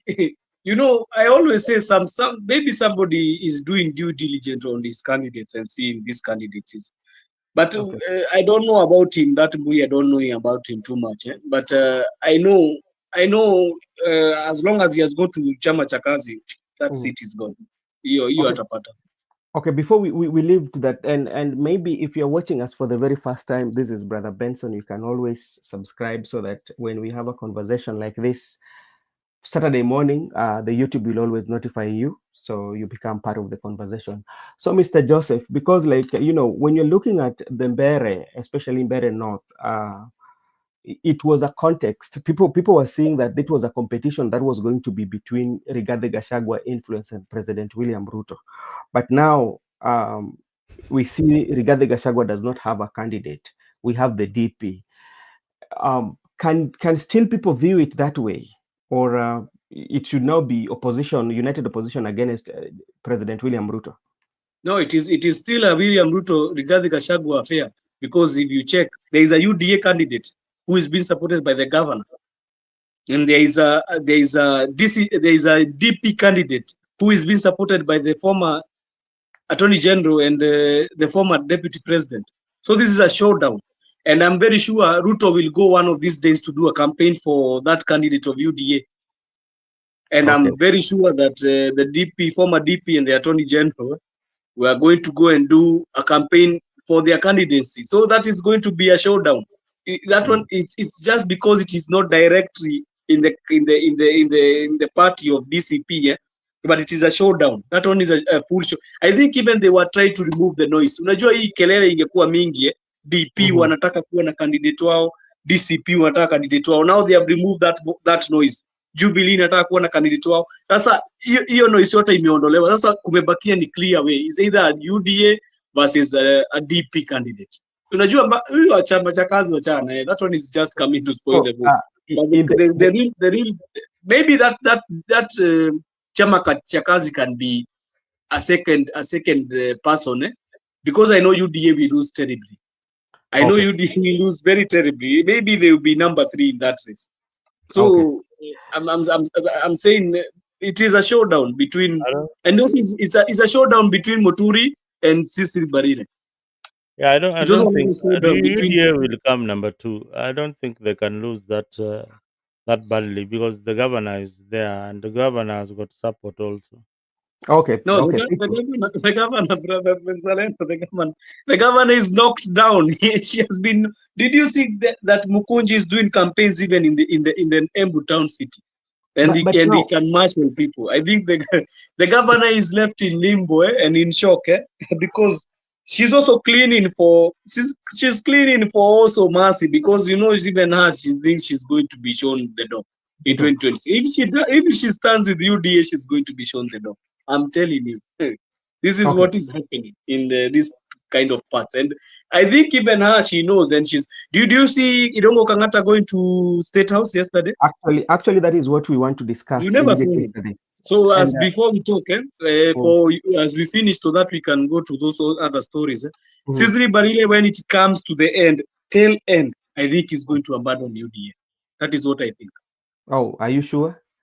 And she's the chair lady of the party. Yeah, I'm very sure. There is nothing like chair. It is not now. When you come to election, is either you want to win the seat or you want to stand like the people like Akina Ri Kenyanji. You remember Akina Ri Kenyanji? They were good performance, but what happened? They were swept. So that is what is going to happen in 2020. I'm saying more so in Mount Kenya. It's going to be a sweeping match for those people. It's a problem for people in Mount Kenya to see. Embu Nani has been playing very genius politics. People might underrate him, but he was a very genius man. The guy called Wambora. You see Wambora? Wambora was playing very. He was not a developer. He did not develop Embu, but he was playing a very genius kind of politics. And I think that is what is lacking with Cecily Barire. Cecily Barire ni ule mtu wa kuingia kifua. Na yote. I think that is lacking in her. Okay, thank you so much, Mr. Joseph, and thank you for everyone who is watching us both in Facebook in 2 channels. That is Brother Benson and Afrique24. If you're not subscribed to any of the channel, please do so, because we usually have this conversation every Saturday morning. We call them the recap. And Mzalendo, before we talk about what happened, the State House visit that was done by the Abagusi community and also the Murangá community, let's touch something about the Malava. This is Kakamega County, whereby also DCP has not filled in candidate. And they say that DPK will carry the flag of united opposition. And I want you to look at it in terms of the influence of Malala, because I think this was a perfect opportunity for Malala to prove himself that he has a voice in Kakamega County, especially by bringing in a candidate. What does that one mean to Malala? No. These guys are playing. They have studied the politics and the patterns of how Kenyan votes on tribal lines and on party affiliation. Now, the people of Westerns, you know very well that DCP will be a foreign entity in Western Kenya. It's like trying to it's like attempting to sell pork in a mosque Mm, in Western. So DCP most likely would not have would not would not have won any seat in Western, especially this by elections which are coming. They're yeah. coming too soon. The party needs to a strong grassroots support and a Mhm. strong grassroots base, which I think Malala has not built or Gachagua has not built in Western Kenya. So the person who has built that grassroots network and support, although weak, but has got at least an MP, is Eugene Momalo with his DAP. So Eugene is also an opportunity for him to prove himself that we can grab one more seat in Malava, because this is where I come from. This is the language my people speak, and they Mm, speak the language of DAP. So we can take UDA and add on if we are the only candidates between us and UDA, because I strongly believe that ODM might not feel a candidate in Malava, and if mhm. they feel a candidate in Malava, then the DPA, it's called DAP candidate will have That Kenya. yeah, the DAP candidate will have an upper hand. Okay. Before I invite Joseph, remember the Malava constituency, that seat belonged to ANC. But as we speak today, the NC folded. Actually, the NC doesn't exist. And Mudavadi, remember the other day, Mudavadi was complaining, he wanted to bring his person. How is Mudavadi influence going to play part, especially if he doesn't have a political party that he owns? Yeah, thank you. I think this is a showdown between two people. You know, there's showdowns everywhere. This is a Yeah. showdown between Mudavadi and Malala, and that's why you had and Mhm. also not also Malala only, Yeah. also for Eugene Wamala. They want to show the person who can really speak. You know now, Mulembe Nation is very confused as we speak in, because they have different factions. We have a Yeah. faction that is supporting. It is divided. There is a faction supporting Davadi, another one Wetangula, another one is supporting Raila, another one is supporting DAP, which is run by Amamalwa, and another one is supporting the likes of Akina Natembea. You see, so there is different factions there, and it depends on the concentration of where the campaign is being done.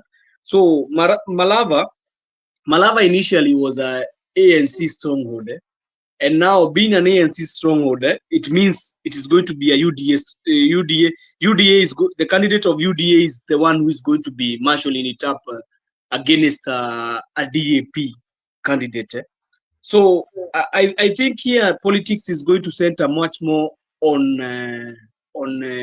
developments, and more so on what if the government has done anything for the people of Malawi. That one is going to be that one, by the way, is going to be the hardest by-election we will see. That one for Malawi will be the hardest by-election we are going to see. Leave the one from Bere. Bere is easier.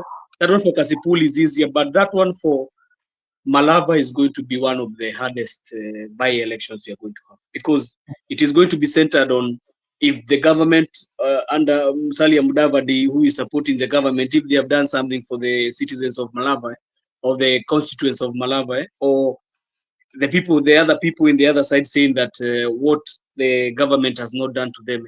Because if it was an ANC stronghold, it means obviously Musalia Mudavadi needs to talk about it. So that one is So a showdown between the government, how between Musalia Mudavadi and let's look at Mudavadi first, because like you're talking about the UDA. How will Mudavadi kind of like convince the people, especially with a party that is not from within? now Because like that is the question. That is the because real like question. That's why if, I'm saying it's going to be hard. if you look at how now people are voting, now this parties, now people are now taking this party based on the regional, what Mzalendo said earlier. So how also will you convince, especially if And you want to bring somebody of your personal interest? Because and like, the question, Brother Benson, that will be among those people, and you yeah, hear in the campaigns, they are going to be asking, wewe unataka kutuuza kwa chama gani? That will be yeah, the question. That will be the on the campaign trail. That will be kutakuwa na chama. DAP will be fronting itself as chama cha Western. yeah, Then there will be a function of Musalia Mudavadi who is trying to convince the people that tukivote UDA tutakuwa tukivotia serikali, but some people will be asking him, you folded your party, so which party are you taking us? They have seen certain things, like for example, the way Gachagua was impeached. If Gachagua had his party, he could have not been impeached that easily. yeah. Ingekuwa a very hard time to impeach Gachagua if he came in that agreement with his party. But the Mm. problem is Musalia Mudavadi had a party, he sold his party, he entered and folded it. So they're going to be asking, ukikuja kutupeleka kwa huko and you folded the party, tunatupeleka wapi? Is this a Western party? So that is the politics that are going to be majoring in the Western, and it's going to be a hard a hard by election. This is Martin Oguta. Kasipul is no joke. ODM is struggling. We'll be here. Martin, are you from that area? Kindly share with us. Sisi hiyo ndio tunataka kusikia habari, tunataka kusikia how are the views and what are people talking about. Okay, Mzalendo, do you have something to say about Mudavadi and Malava constituency? Mudavadi, Malala, Eugene Wamalwa? That constituency, it's like a swing. It can go anywhere, anywhere. It can go either in with UDA, or it can go uh, with the other party, Mm. DAP. And one being that Mudavadi is also very, very influential, and Mm. by elections are are very expensive elections to run. At the same time, the turnout is very, very low. It Mhm. might not give you the whole picture of what the Malabar people think, but it will give you an overview of what will happen in 2027. So this is going to be a very, very tight race because it's pitting two Luya leaders. One has got a very strong network among his community, which is the Cabras clan. The Cabras clan is the largest clan in Malava. So Mhm. Mudavadi identifies with that particular clan. But again, we have got leaders like Malala. We have got leaders like the guy from Tanzania, the governor, is called Natembea, who Natembea. are also going to be injecting in that particular constituency so Mm. that they give the Luya people a new direction. So this is going to be a very, very tight race. And what I can say, it's a 50-50 race between UDA and Deep DAP. To me, from what I'm seeing, I see DAP Kenya winning it because, like, the personality of Panyako. Panyako has a very good influence in that area. So not even the party, but like the personality itself, the name Panyako. Remember, the Panyako you're talking about really campaigned for President William Ruto in 2022. They were among, especially the people who are very, very influential in President William Ruto campaign. So despite not looking at the party, but I feel like the personality of Panyako also with the person that they're going to confront, I don't think they might beat Panyako. So to me, I'm betting on Deep Dap Kenya winning the Malava constituency. The problem, Brother Benson, is you see these by-elections. Yeah. These by-elections, they don't want to prove a good leader. This Mm. by-election is battlegrounds, drawing battle lines. It's not all about developments.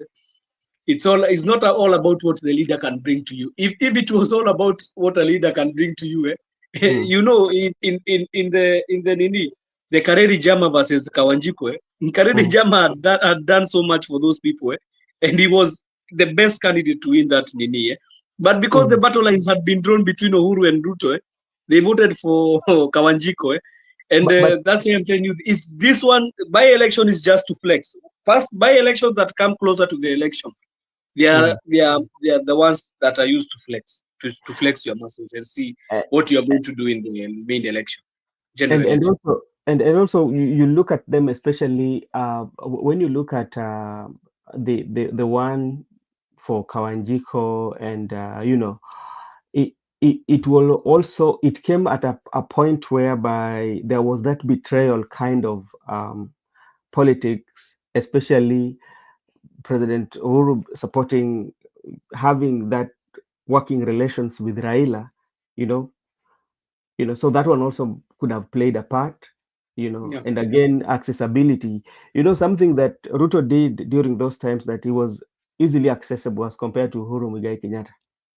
So yeah. people thought that, okay, he holds the answers, more answers, yeah, than Also for Uhuru the, for Kenyatta. the for the for the candidates that are always supported by the government, most Yeah. of them they fail, because people people always, watu wako bado na makasiriko ya serikali. And There is no government that will ever be in power na watu watasema hiyo government iko sawa. Hata wakati mm, Kibaki alikuwa, watu mm, walikuwa na complain, maybe the president, you can say, who uplifted the economy, and not only in Kenya, in so many places you'll hear them saying the government is not popular. I don't know. Maybe Mzalendo can help us to know which government has ever been popular, because most of them, they are unpopular, and the candidates that they feel, it's always very hard for the government candidates in the nini. Hata hiyo campaign, unajua hata Ruto mwenyewe, he's tied up with some work, so for the campaigning of the candidate of the government is always very tricky. It's very tricky. That's why okay, you hear them. That's why you hear them saying that Raila alibeba mzigo ya Uhuru. yeah, okay. That's what you hear. All right, thank you so much. And for many of us who knows Stone PK, the other day I saw it when we were at Njiru's place. Stone PK will be running for an elective post, so you can also check with him. He has also a channel. I hope he will be coming online more often so that he can articulate issues. He'll And be running for which seat? Where? I think is Stone will be Stone PK. Oh, in this by-election. No, in the next general election, 2027, Oh. Stone PK will be running. Mm. Yeah, he Oh. has declared. So, and I hope he will come, and he will come up with a tail. So those who can support Stone PK, they can do so. That is all allowed. So we will also be engaging him in our platform to ask him what are the gaps that he feels is going to fill in the position that he's vying for. So that is something that we also will be doing. But that is a good move for Stone PK and for us who have been in this platform talking about good leadership. Sasa aende huko alafu aende abadilike, na amekuwa akipiga hapa kelele ati anataka uongozi bora. Hiyo Nakwambia itamchapa eh? CDF inaroga watu bana. Inaroga watu akuja hapa aanze kusema Akienda simu inapotea, namba inapotea. Ya boss. Hii hiyo, mambo unaongeaga kwa social media si ama inaitoka vindu vichenjanga. ama anataka ama anataka retirement benefit, ndio maana sasa anaenda huko, tutamuuliza. Na brother Benson, before you have said, unajua umeongea kuhusu Murang'a. Murang'a is a very tricky county. Yeah. You find yourself, you are calling the leaders for Murang'a, and you find yourself ending up with the former governor instead of the governor. And let us It's very just tricky. let's discuss about the issue of Murang'a, because one thing that happened in the issue of Murang'a, I saw two things. One, ever since the Kiambu went, we did not see Rigathi Gachagua also having some county assembly members doing the press at the same time they were meeting the president. That is different. Secondly, is also the president the people who accompanied the residents who went to the State House, they were accompanied by the former governor, that is Mwangi wa Iria. And in Murangá, I think we have like 7 constituencies. Out of 7 constituencies, 5 MPs were missing, only 2 attended, Then the governor was missing. And that was something that we were looking forward to, because like majority of times we've seen people visiting, especially an area when they're visiting the State House, the governor has to accompany. Do you know why the governor is in trouble with the government? I don't know. Does anybody of you know? But we don't know. But because even Wamatangi too did not accompany the people of Kiambu. Wamatangi is not in trouble with the government. Who is this other governor? Who is this other governor who was in? Who was taken to by EACC the other day? Who was this? Wamatangi too. Wamatangi was taken by AECC. Very recently. The governor who is being accused of fraud, isn't he the Murangá governor? No. Murangá government is Irungu Kangata.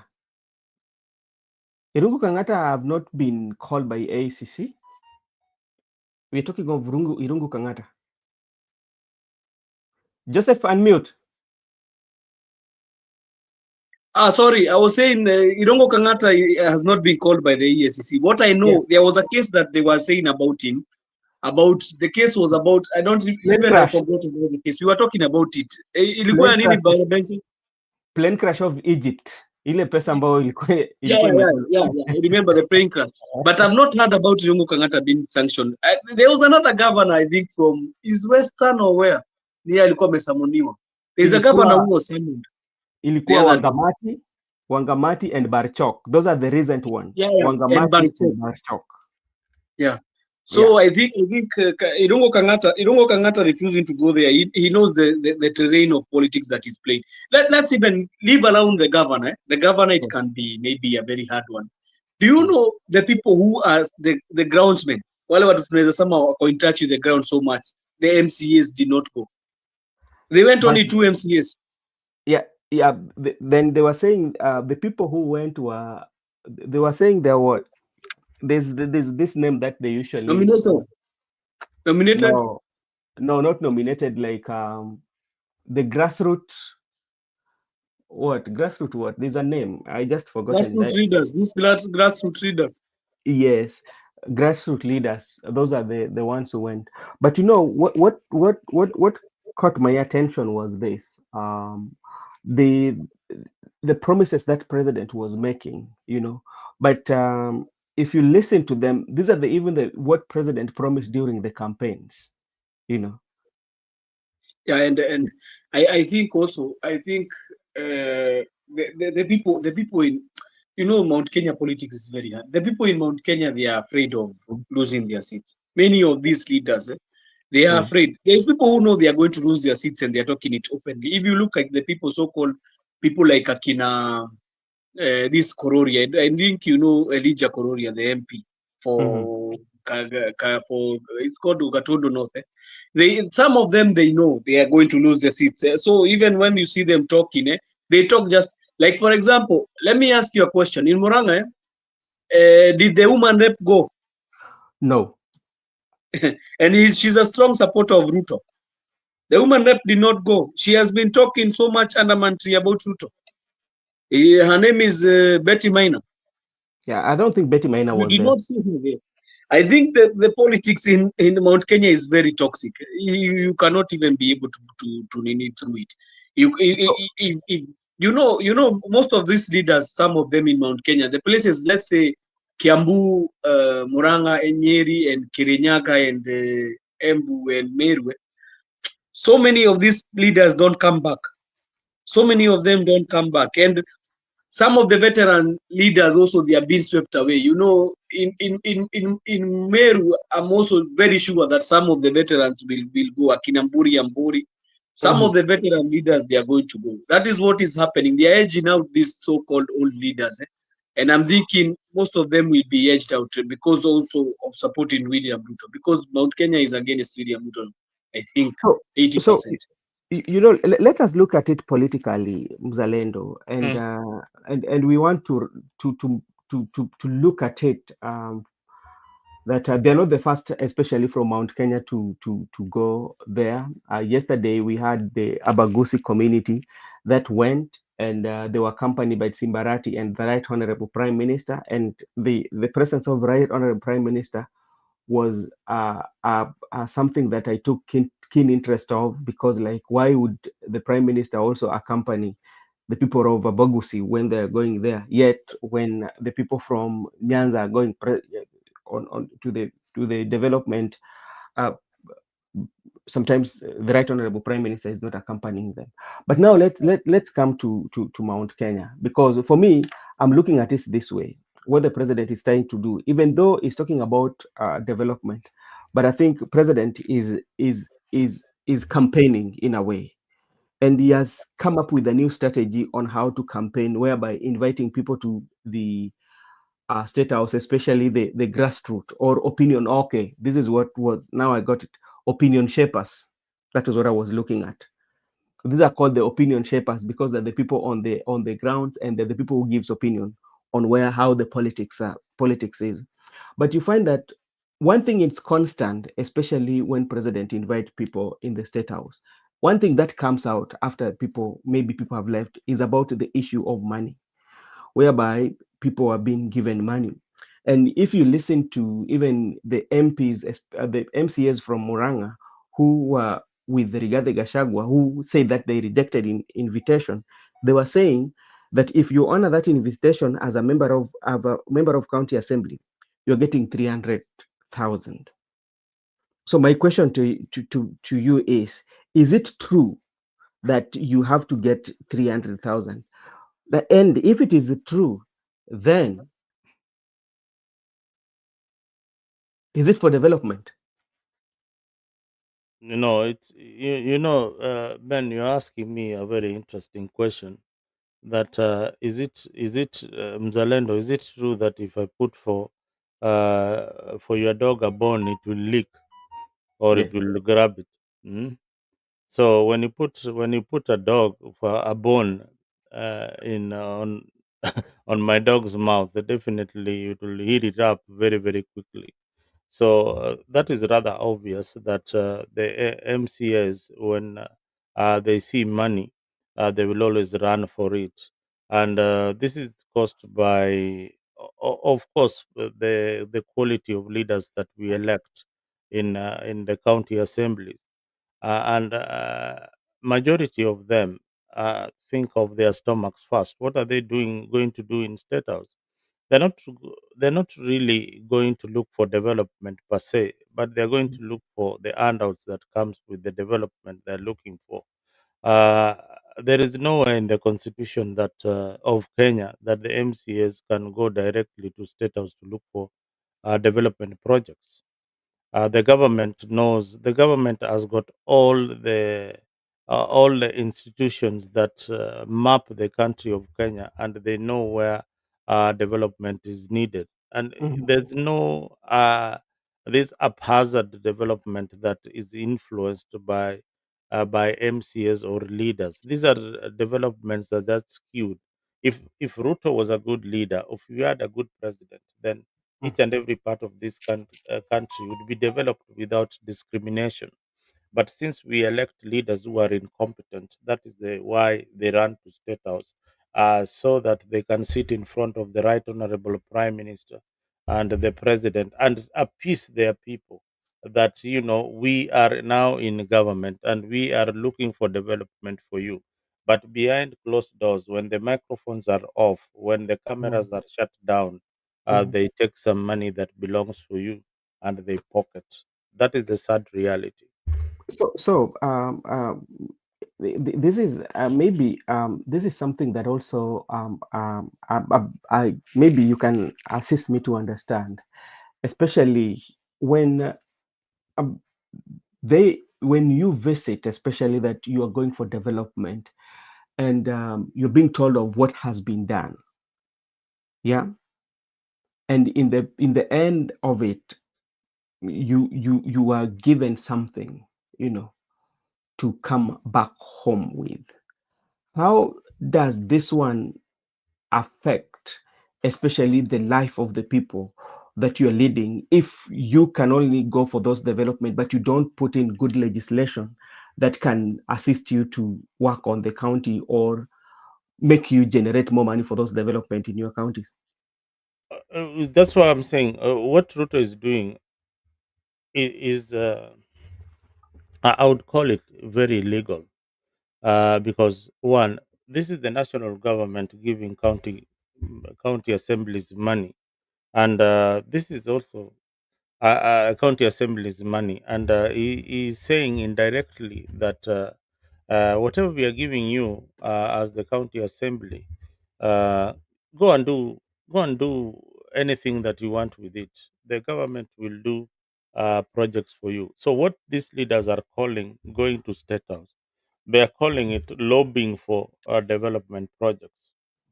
So when they visit state house, they say that, oh, Mr. President, we need a bridge, we need, you present all this list of things that you need in your constituency.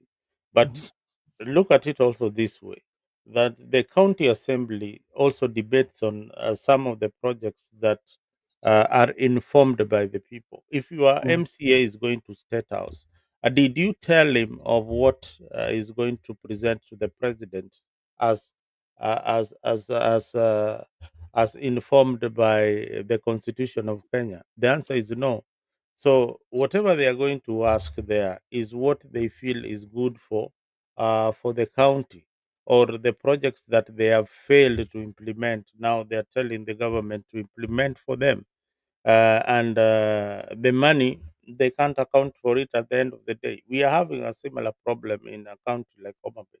Majority of the projects have been done by the national government, and mhm, if you ask the county government, yes, you guys have been receiving money in terms of billions. Show us 10 kilometers or 50 kilometers of road that you've done with the kind of money, or just show us the development that you've been doing with this money. Equate it so that we see where the 20 billion went. Most of these leaders cannot show you where that money went. A few of them, and I'm not saying that all county governors mhm, are corrupt, but mhm, majority of them cannot account for the money. And mhm, William Ruto needs to stop or these visits of status. And if he is supposed to, if he is giving them mhm, projects in their constituency, then they should also tell him that, the money that you gave us last time, mhm. tumefanya hii na hii na hii na hii na hii, Mr. President, that it is not enough, tuongezee kitu kidogo tumalizie hii. Sasa Yeah. unajua swali langu ni hivi, kwa sababu ukiangalia tu vizuri tangu rais kualika watu na budget ambayo labda anasema amewekeza katika labda maendeleo ambayo anataka kufanya kwa eneo hizo, um, tulikuwa na watu kutoka eneo la Kisii walikuwepo, tukakuwa na tulikuwa watu wa Kiambu walikuwepo juzi, watu wa Siaya wakakuwepo, na haya ni pesa ambayo anasema anataka kuwekeza katika maendeleo haya. Haya pesa zinatoka wapi na hazijakuwa budgeted? How? There are certain budgets that come to status that I don't know what they call them, that they have a name. But The but president but doesn't have to the account for them. There is a military budget that can be diverted, and the president doesn't have to account for them. which is okay, but how much are they? Because like if you look at how many visits people have gone to State House and the president has promised. Yeah, so sometimes he says that he's over promising, but he has a good able CS in treasury who will Mm, ensure that the money is available. We have a consolidated fund. We have got money that is paid when the Eurobond matures. Where does this money go to? There is so mm, much that is floating in government that you'll be surprised the kind of money that these people control on each and every day. Look at the cup of tea that they enjoy in Ikulu. You are talking about hii pesa inatoka wapi? Siongee juu ya chai ile wanakunywa. Watu wanakunywa chai daily ya 1 point ngapi million, 1.7 million.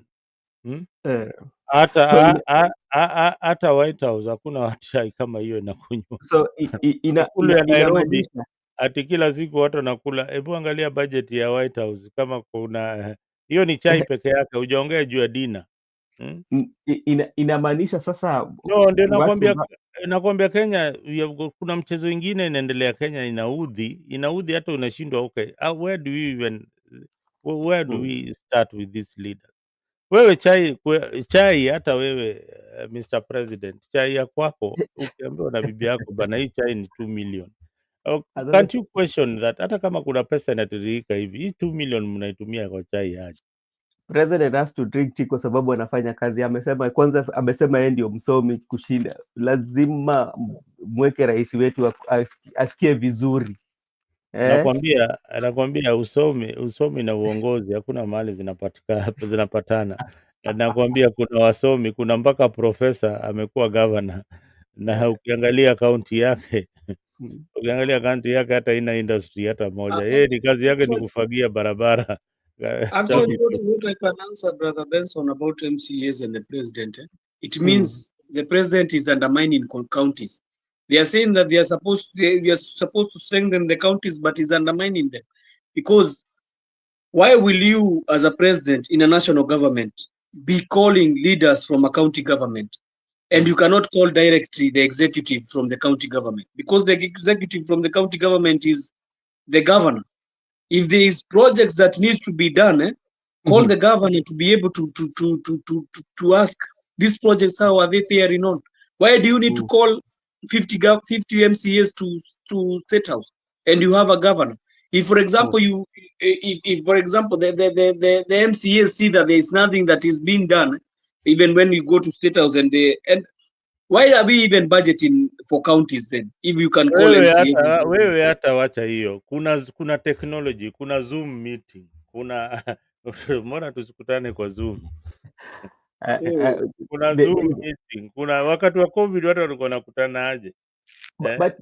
But unajua maybe tuiangalie kwa njia tofauti, kwa sababu unajua ni msimu wa siasa na pia rais pia anataka apate uwamo wake ya pili. Sasa itabidi anyway, umeiangalia vizuri sana. Hii ni wakati wa siasa na Ruto pia ana strategize.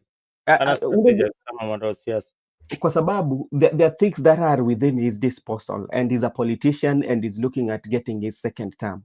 So do you think by having all these meetings in State House is working for him or is working against him? No, Ben, Ruto is a good strategist. Is better than all those opposition leaders combined. Is a smart, shrewd politician. Give it to him. He knows what he's doing. And hizo visit tu ni kuangalia tu kama bado mko na yeye, unajua, na nikupima anawapimia tu hewa, lakini the day inamuonesha moto. ni ile tu wewe umekuwa ukipiga kelele huko Kisii, Ruto wewe, si ni wewe hapa, wewe ni nani? Wewe ni governor wa Simbarati, ni wewe? Rafiki yangu bwana. Most of them, the oppositions, they are not coming Let to me that tell meeting. you, there is one lady who said one thing. When you listen to William Ruto speak, and Gachagua also said this, that when you listen to, if you stay with William Ruto, if Gachagua and William Ruto can be in one room, sahi wafungiwe na kuambia ile vita itapiganwa hapo ya mdomo itakuwa, but at the end of the day who will win? It is William Ruto who will win. Ufungie William Ruto na Raila aseme at the end of the day it is William Ruto who will win that battle. William Ruto, and this other lady who was fired the other day, the other senator, is called Gloria. Gloria said one thing, that there is just something unique about Ruto, that when you go close to him, he will convince you. He will convince you on a one-on-one. He will convince you whatever their lies ama nini, lakini atakubadilisha tu. kuna Na, vile tu utatoka umesema kitu tofauti eh? maybe kwa Joseph, kwa sababu unajua Joseph we ni mtu wa mlima na najua unatoka huko, labda unaelewa siasa. Ukiangalia the strategies that the president now is putting in place, especially for the Mount Kenya, especially because like his competitor Rigathi Gachagua, because one, he is inviting people in Statehouse, various regions in Statehouse, which includes Mount Kenya. We have Kithure Kindiki, who is now given the opportunity to make sure that he tours the Mount Kenya.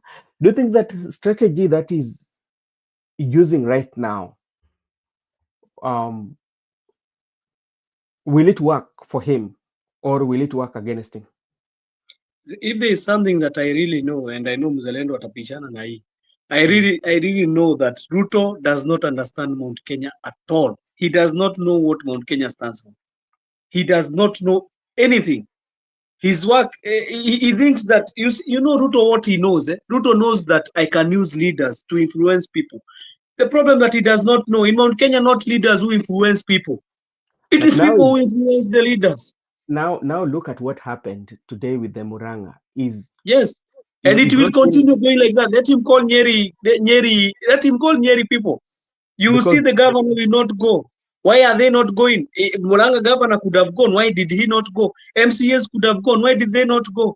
Because they know there is something that, when you're in the ground, as we come and talk about Juju, when you're in the ground, you can really know. And that's why I'm saying an MCA is a person who is in the ground. He knows what his constituents are talking about. Between an MCA and an MP, I can believe an MCA so much than an MP. Between Kimani Ichung'wah, who is coming to tell me about Kikuyu, and the MCAs that are in Kikuyu, I'll believe the MCAs so much than Kimani Ichung'wah, because they are in the ground every day with these people. They but come from these areas every day going to their county assemblies. Moses, for example, let's give an MP like Betty Maina. So many of the times you find them, or we say another MP from Nyeri, Murangá, you find most of the time they are in Nairobi most of the times. But these MCAs, most of them, they are inside. The morning you'll find them talking with these people. They are inside there. So I'm telling you, and Mi not now. It will nakwambia not even continue now. You okay, see okay, Nyeri, it didn't even Nyeri. You see Kiambu, the leaders went to Kiambu. yeah, They were unable to convince the people in the ground. but They but went there and they talked what they wanted to talk. But I'm telling you that the real issue in the ground is as Kimani Ichung'wah cannot convince anybody. but He cannot. but now That he can Joseph, come and say that Kiambu is going to leave Mount Kenya as who? Who is he to tell Joseph, people that Kiambu is going to leave Mount Kenya? So, just and even I would like some people to be reading comments of people. You see, when you see somebody talking, just go under the comments. You see how the people are reacting to some of yes, the things that he's saying. Even you we, can take it in Citizen or any other media stations. Even mhm, here, just look at the comments that are going down about this guy when he's talking about these things. You'll understand. You'll totally understand how the people are feeling in the ground. It may be not all the percentage you need to see, but it can be maybe like 20%. You can understand what they are saying. And I'm telling you, those, you see Nyeri, they are going to call Nyeri next. And Nyeri, I'm telling you, even no MCA will go. Leave even those two who went from Murangá. And so he's going to call Kirinyaga, and he's going to even to call Embu. But I'm telling you, it is in Mount Kenya, Ruto is done. you That one you I can you tell you. you you you but you Mzalendo, see, yeah. Mzalendo, maybe let me ask you, because what Joseph is saying, maybe the leaders themselves who are elected are not attending these meetings. But if you look at the strategy that the president has employed, is like calling these, we call them opinion shapers, or the people of the ground. Look at the people that are being invited. Very less leaders, but larger population of the village, like the people who are not in the leadership. We call them, the majority of them are voters. And when they come, Yeah. and This a is new simple. strategy. These are So, simple. These are simple strategy, mm, and it has been used before. You use your most of these leaders who are seeing. For Joseph, he expects that the governor for Nyeri to go to Ikulu. No, he cannot go to Ikulu because he has already aligned himself with the DCP. And most of these other leaders who are in Central Province, they have already aligned themselves with the opposition now, and that is what they have been selling to their people. And some of them, they are also sponsoring the DCP party. That is what is being said out there. Now, why you as a president, who as a candidate or a presidential candidate, you need to look the other way? Because one, uh, if you are a governor, you will face an opposition. Not all these governors that Joseph is talking about will not get opposition in their strongholds. They will get opposition from UDA, and that opposition is what Ruto is looking for, whether it is independent or somebody just running Yes. to get him the numbers. That is what you are looking for in a leader. And again, if you are elected in the central province, it doesn't mean that each and every person in central province, like say 80% of the people will vote for Gashagwa. No, no, no, no. That is absolutely wrong. And there is no data that has been tested. So these are just wishful They kind have of tested the thinking. data. Why are you refusing the data of UDA? They Yeah, tested the data. no, Gachagua has not UDA was been a on. data tester. It No, was tested. it has not been. It Can has you not tell me? been. Can you tell me how many MPs came from Jubilee from the mountain? No, How many? I cannot know the We exact can know number. it was I election which cannot. was done in 2022. No, Just tell but me how many MPs of Jubilee entered into parliament from Mount Kenya. That is wait, a tested data. We can know with the tested data of wait UDA. a minute. Gachagua was not running for the presidency, But but he was in UDA yeah, he was and the he was campaigning for those MPs. Tell me no, any MP who is from Jubilee. go slowly. Brother Benson, UDA, Brother Mzalendo likes here to come and throw around and saying UDA and that, DCP are different political entities. All right. brother, I'm telling you, just analyze Kasipul. I'm telling you, I'm analyzing So Mount Kenya. I And am I'm also telling giving you, you. brother, I am. we have a data to Which show that data do you have? Jubilee was defeated hands down in Mount Kenya. We Do, have a data do you know to how many show. DCP registered members are there in Mount Kenya today? We cannot know because it's a new party. We are Yeah, waiting for the because you general don't have. election. Yeah, you We don't did have the not have data. So UDA. Did we have UDA people? In 2022, did we have UDA people? no, those We are did not not have. We had statistics. only one MP. I want you to use real statistics, real data. All right. So, I want so you to talk when you talk about Gashagwa as a presidential candidate. He has never run for any presidency. And does his presidency go beyond Mount Kenya? The answer is no. But how is So, he? was Ruto a president in Me 2022? let me You finish. try to trigger me, Mzalendo. I Was am Ruto a president in 2022? I need to trigger you so that you understand some of these things. Gashagwa No, has you not. don't understand anything. That's why I Gachagua argue has with not you run here for every time. president. Gachagua, you are a Gachagua supporter. Has he run for president? I'm not a Gachagua supporter. I'm telling you the Yeah, truth. whoever you are. But I cannot as vote for Gachagua, Gachagua as a president. Do you as listen to me? Gachagua, You don't listen to me, Mzalendo. listen. Listen first. First, listen. I cannot vote for Gachagua as a presidential candidate. But But I I'm know asking, what is going to happen. I what know. is Easy, I know what is going happening? to happen. DCP is going What to get more members of parliament in Mount Kenya. Why don't you want to see that? I It's have the same told way you come and tell us ODM. Why do you come and I tell have us not ODM?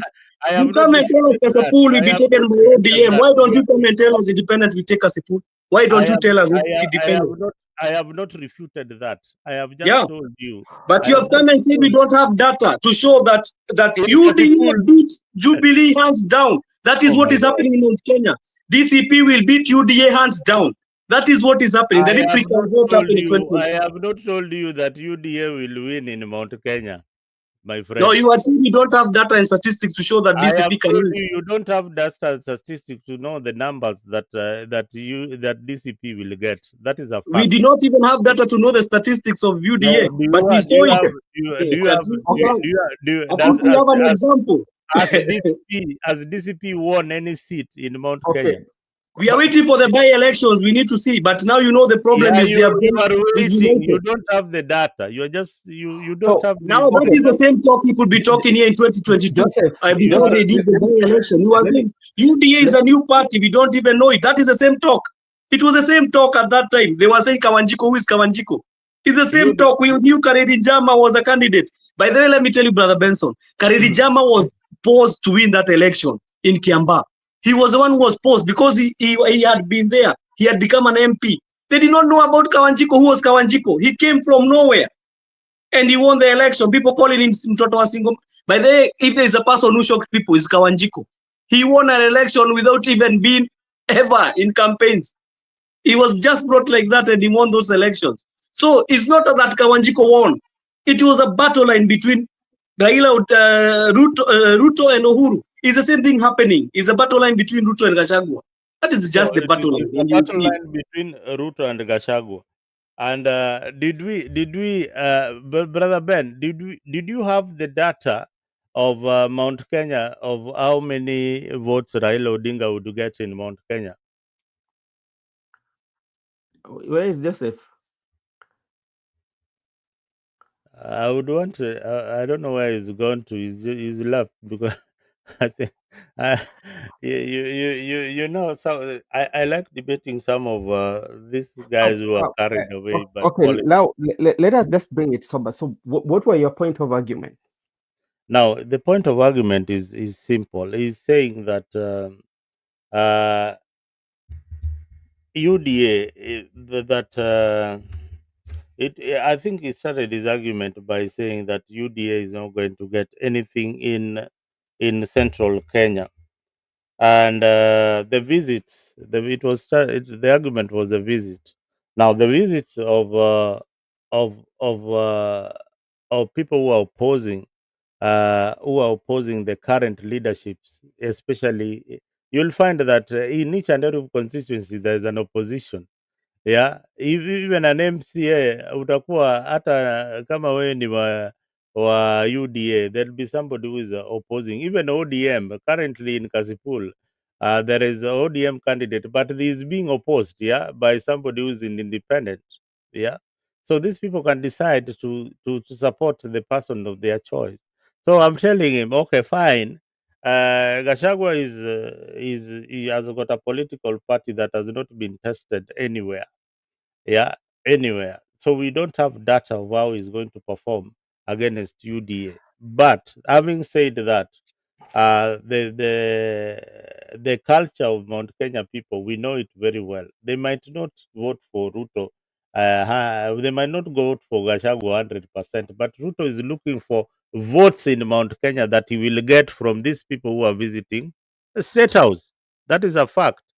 Oh, Now, if that is somebody is running with Irungu Kangata as a governor and is running in UDA, do you think that Cecil Miriri, who is running in Embu, will not get a vote for William Ruto in that constituency?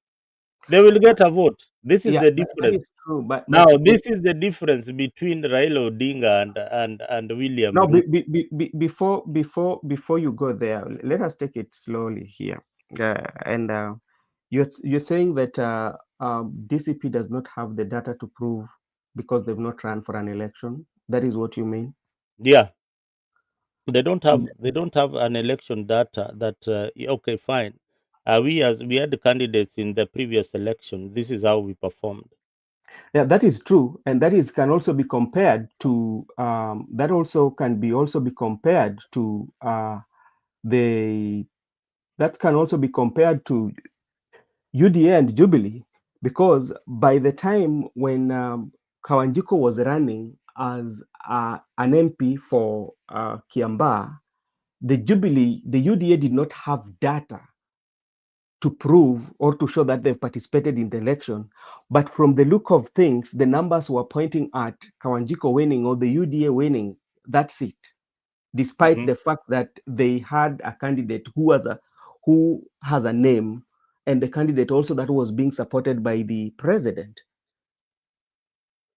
Now, So this is if you're arguing that way, you can also bring in the issue of Jubilee, because one, the DCP at the time of its formation, there is no election that has taken place, or there's no election that is taking place. So we cannot get those datas. The only thing, how many candidates do you think in Central Province will vie on a UDA ticket who are currently serving? so many of them, and I can tell You you just based answered on, yourself. yeah, so many of them will. It's like this, Mzalendo. Brother Benson, can I come in a bit? Okay, There is let me no day that you'll let me find a finish. party without a candidate. There is okay no day you think, even now let me Kenya had candidates. There is let me no let day me you'll find a let me party assist without a the, candidate. let me assist Mzalendo here for one thing here. Mzalendo, and I want to give you something that is very practical, and I want to give you practical with ODM. Yeah. Despite the fact that the challenges that ODM usually have during the nomination, how many people still wants to go through nomination, or how many people still want that certificate? Yeah, because ODM has been tested. No, not that ODM has been tested, because they know if they pass the nomination, you are the candidate, because That is that is their role. yeah, that is the test. So That that is is the test, yeah, and that that is the test test. that you that test that you are saying is the same thing that is going to happen with the DCP, because our Now, politics revolves around regionalism. You know, there's a by-election. There's a by-election coming in various places, mhm, especially in Central. mhm, And I told you that the one where most of them, a good number of them, will be close races. yeah. Will be very very close races, very very close wins, and in some cases, don't be surprised. Don't be surprised, or don't raise your antennas if Gashagwa loses in Central. Don't raise your antennas. When he loses, when? Brother Benson. I am just telling you. Just wait. No. Let me just finish. Okay, okay, Mzalendo. Brother Benson, Uh-huh. let me help Brother Mzalendo. Have you ever seen Raila Odinga losing in Nyanza? Brother Yeah, Benson, I let can give me you help where he has lost. Mzalendo. Let In me help Mzalendo one thing. Migori, he lost He lost in to Okoth Migori. Madu. Yeah, And Let, let, let, me, how let me help. popular was Raila Odinga then? he was And very Let popular. me help and Brother how long Benson. had ODM survived? Let me help Brother Mzalendo. You know, you don't understand the This politics. is Brother politics. Benson, If you Mzalendo, have you the don't right understand. candidate, that's it. Mzalendo, you don't understand Mount Kenya politics. Mount I Kenya politics is understand it. what. I've been in politics long enough. I Listen. understand Mount We Kenya are not politics. voting for Gashagwa. That is not what you are not understanding. We are voting to remove Ruto from Mount You Kenya. That is what they are doing. And when you it comes see. to that election, listen, you don't want me to finish speaking and you have been No, speaking. we are Let not me in a tell you, presidential election. We are in a parliamentary and MCA election. I'm Where is the talking to president coming? everything is intertwined between the MP and the president, everything. Why do we say suits? Kwa nini tunasema tupige suti? Why do people say Yeah, tupige because suti? Because we want to Mukipiga vote suti from the kwa person who general is from election. there up, who is supporting the MPs. Why do people Sasa put pictures of their hii kiti presidents ya in their MP poster? mtapiga suti wapi? Sasa mtaki niongee, tungojee basi nimalize kuongea kile nasema. I was telling you, it is a battle between Mount Kenya people and Ruto. It's not a battle between Mount Kenya people at Gachagua coming in. They are going to vote those people of UDA out because they want to edge out Ruto in Mount Kenyan politics and Mount Kenya. It's not about Gachagua. That's why they are going to vote for DCP. Gachagua is not a major factor in this. He's just picking pace from the Mount Kenya people. That's why we have been telling you here and we have been telling you again. If if Gachagua joins William Ruto, if Gachagua today joins William Ruto, he's going to go at it alone. I've been telling you here once and once again. If Gachagua joins Ruto, he's going to go it alone. I have kept on telling you that the Kikuyus in UDA. Yeah, true. That is true. You can never allow to choose anywhere. They will be you know, one in The Kikuyus DCP. in UDA. And And and I can also ask you a very simple question. You mentioned a seat that is coming in Mbere. How many candidates does UDA have in Mbere? They have only one candidate who they are supporting in Mbere, that constituency. Is that a Kalenjin or a Kikuyu? who? DAP, UDA? Yeah. And I'm telling you, wait and see the campaigns that are going to be done by No. UDA. Wait, you'll see, because Nani is going to be doing those campaigns live, the governor for Embu. And if he's Why going to break, you see, the problem. why okay, let Listen, me just Mzalendo, have I'm it. telling you, you Oh, see why the okay, campaign of, you see the simple. campaign of Mbere. Let me finish this point. You see Mzalendo. the campaign of Why Mbere, does this it's why going to does be a deal. DCP why Okay, if you okay. answer this, you will finish Joseph, me. Why Joseph does and Mzalendo. DCP is a very popular party in Mount Kenya? According to you, it has been tested. DCP? No, Why don't they? No, wait. Why don't they have You a are candidate? still taking us in limbo, brother. no. Unatupeleka limbo. We told you Why? what DCP talked about. They Why said this don't was they a have a DP. candidate? This was a DP strong. Walisema hii ilikuwa DP seat. They have returned it to DP. It's not that they are afraid to go for the Mzalendo, election, my brother. DCP wangeenda Mzalendo, hii election head on. It's just because Mzalendo, they returned the favor for DP. Joseph, DP was the seat was for DP. They returned the favor to DP. DP is in united coalition. They cannot be fighting against each other. So Mbona the other point I want to tell you, mbona hiyo sasa listen. uongee juu ya suti? okay, No, listen to what I'm telling you. Mimi sijaongea kuhusu suti. Nilikuwa nakuuliza suti kwa nini napigaga. Unajua ni Joseph, umesema ati MPs it does not Haya, matter with the president. unajua No, suti Benson, brother inakuja Benson, let me answer 2027 hii Mzalendo on this one. election. Haya, in Let me answer. 2027, in 2020 hii seat sawa, hii seat in 2027 hii seat DCP watakuwa no, na candidate. okay, Let me tell you. Let me answer you in very simple manners. You see the governor Karinda, the so-called Karinda. This is the do and die for her. If she's defeated in this Mbere elections, she's done. She's going home. I'm telling you. Na akishinda Karinda akishinda kwa hii Mbere elections, this by elections, she's done. She's going home. And I'm going to tell you. na tuseme akishinda tu, hypothesis akishinda. Done ashinde Mbere. Mbere elections. We are with you here. What do you mean, brother Benson? We are with you here, and I'm telling you, if she's defeated in these elections, even her herself is going to say, Mwenyewe. No. And I'm telling you, people like Karinda, people like Susie Barire, you see people like Susie Barire, they are the people who are going to shift camp. You see people like Susie Barire, they are the people who are going to shift camp. People like Kina Anwaigoro. That's why you hear Anwaigoro is saying that he's going to stand for the senatorial seat. Why? Because they are afraid. Because they are afraid. They are afraid of what will happen.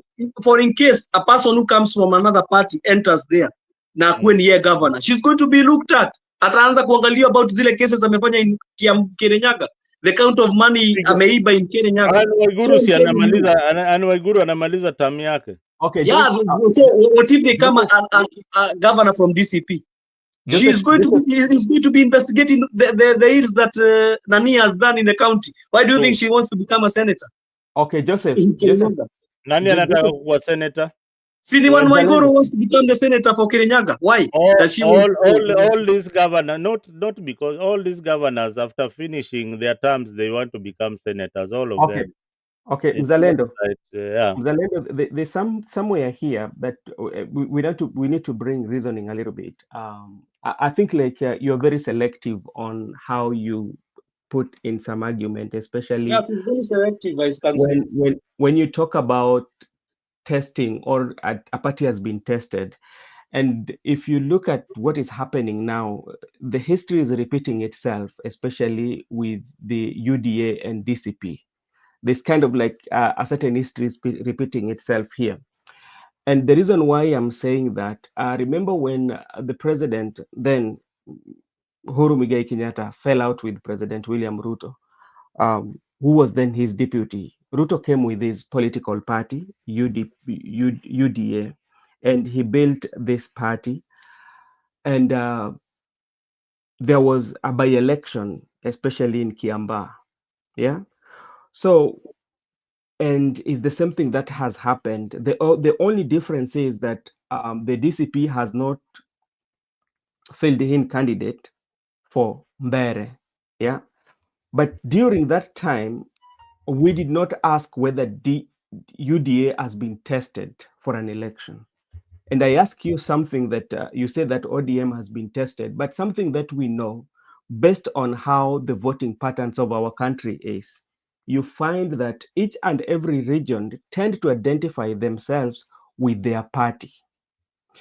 And come 2027, if you will be putting Jubilee and DCP, the population of leaders who will be battling for the DCP candidate will be higher than the Jubilee.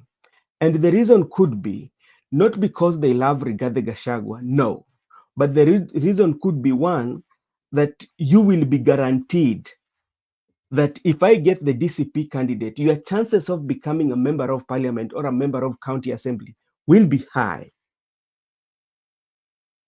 I hope we agree there. Yeah, we agree up to there.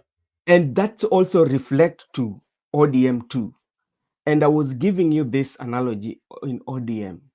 You find, despite the challenges that they've always had, especially when it comes to nomination, even what we are seeing in Kasipul Kabondo, whereby the contenders, people like Aroko, who felt maybe the die has already been cast that we are not going to get this. Let us walk out of ODM or dump it and go as an independent candidate. But you still find, from all indication, that every political analyst is saying or is concluding that all the winds are blowing towards Boyd Were. That is the guy who is going to get the candidate. But you still find majority of contenders still fighting for that. They want to go through nomination. Why? One thing is fear, that they're looking into the future, that maybe in future, in 2027, I might run for political office with the same party so that I may not be called or be said that as a traitor. You know, I want to be in good books with the party. So I think when you are giving that DCP has not been tested, I think in real sense you are being very selective. I was not being selective. There is some omissions that we are doing there, and you know the reason why. Uh, Mhm. Everything that you have said, I have explained it uh, here before in the show. That the party ODM, just like any other party, Mhm. our politics depends on the tribal politics that goes on in the country and the True. regional kingpins, as you said.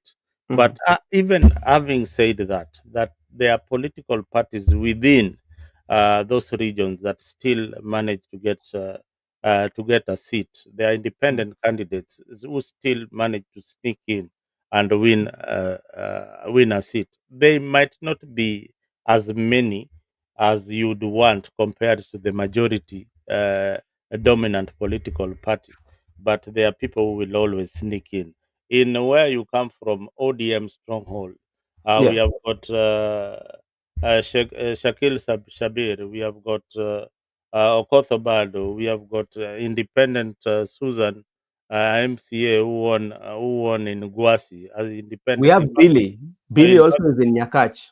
in there are three or four, they will always sneak in if they are popular and win that seat against your candidate. And let me tell you, it is by choice. If you choose a weak candidate on that particular ticket and the other people have got a better candidate, the people might decide to abandon Okay. you. And there are many Okay. dynamics. Okay. Okoth Obado beat Raila, No, and no, yeah. Mzalendo, stop there. And Mm. I want to give you, and I want to tell you that when you look at the majority of people that you've quoted, especially that those who have won with independent, they are the independent, them going independent was not their first choice. They just went independent just because they were disappointed by the party primaries. Tell me Yeah. of any candidate who has just decided to go independent, especially amongst those you've mentioned, of them not being disappointed by I them. can tell you that forthright, there are candidates who have decided to go on Ford Kenya and beat ODM But after what? after the ODM nomination. Yes, so which means they are not. They wait for the ODM candidate to come and they beat them. No, they don't wait. After them being disappointed, that's when they jump to those parties. The former lawyer for Kisumu who was defeated the other day, this other guy who has been winning on Ford Kenya ticket for all this time, he has been in for more than 3 terms. Did he win? Now, How many now, times have you seen him? okay.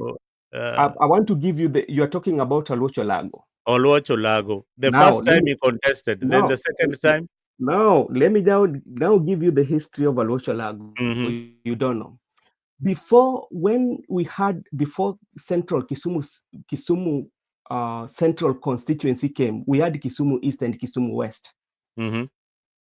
You know that, yeah? Yes. And Hmm. who was, yeah? So Olago contested for Kisumu East for the longest time, yeah? On one. Remember, even when Kenya Gudi came after the death of Omino, yeah, we found that Olago had already been contesting for that seat, and Hmm. Kenya Gudi just came from nowhere. But because he was somebody who was very close to the party officials, he was given that ticket. By the time Olago was deciding to go for Ford Kenya, he knew very well that he could not be given the certificate. But Ford Kenya was not his choice. But he knew. Yeah. Come to Shakil Shabir with Okay, God's okay, will. okay. Come to Kisumu West. Well, yeah. let's stick to one point. You said, Mhm. who did? Well, do you know when Oluocholago vied first for Kisumu? Lucho Lago vied for Kisumu when there was a death for Job Omino, when there was a by-election, when Ken Nyagudi came in. Hmm? The late Ken Nyagudi. By-election. So Oluocholago won on a by-election. Did he win on He did not win on a Ford by-election. Kenya He did ticket? not win. He did not win by-election. He did not win by-election.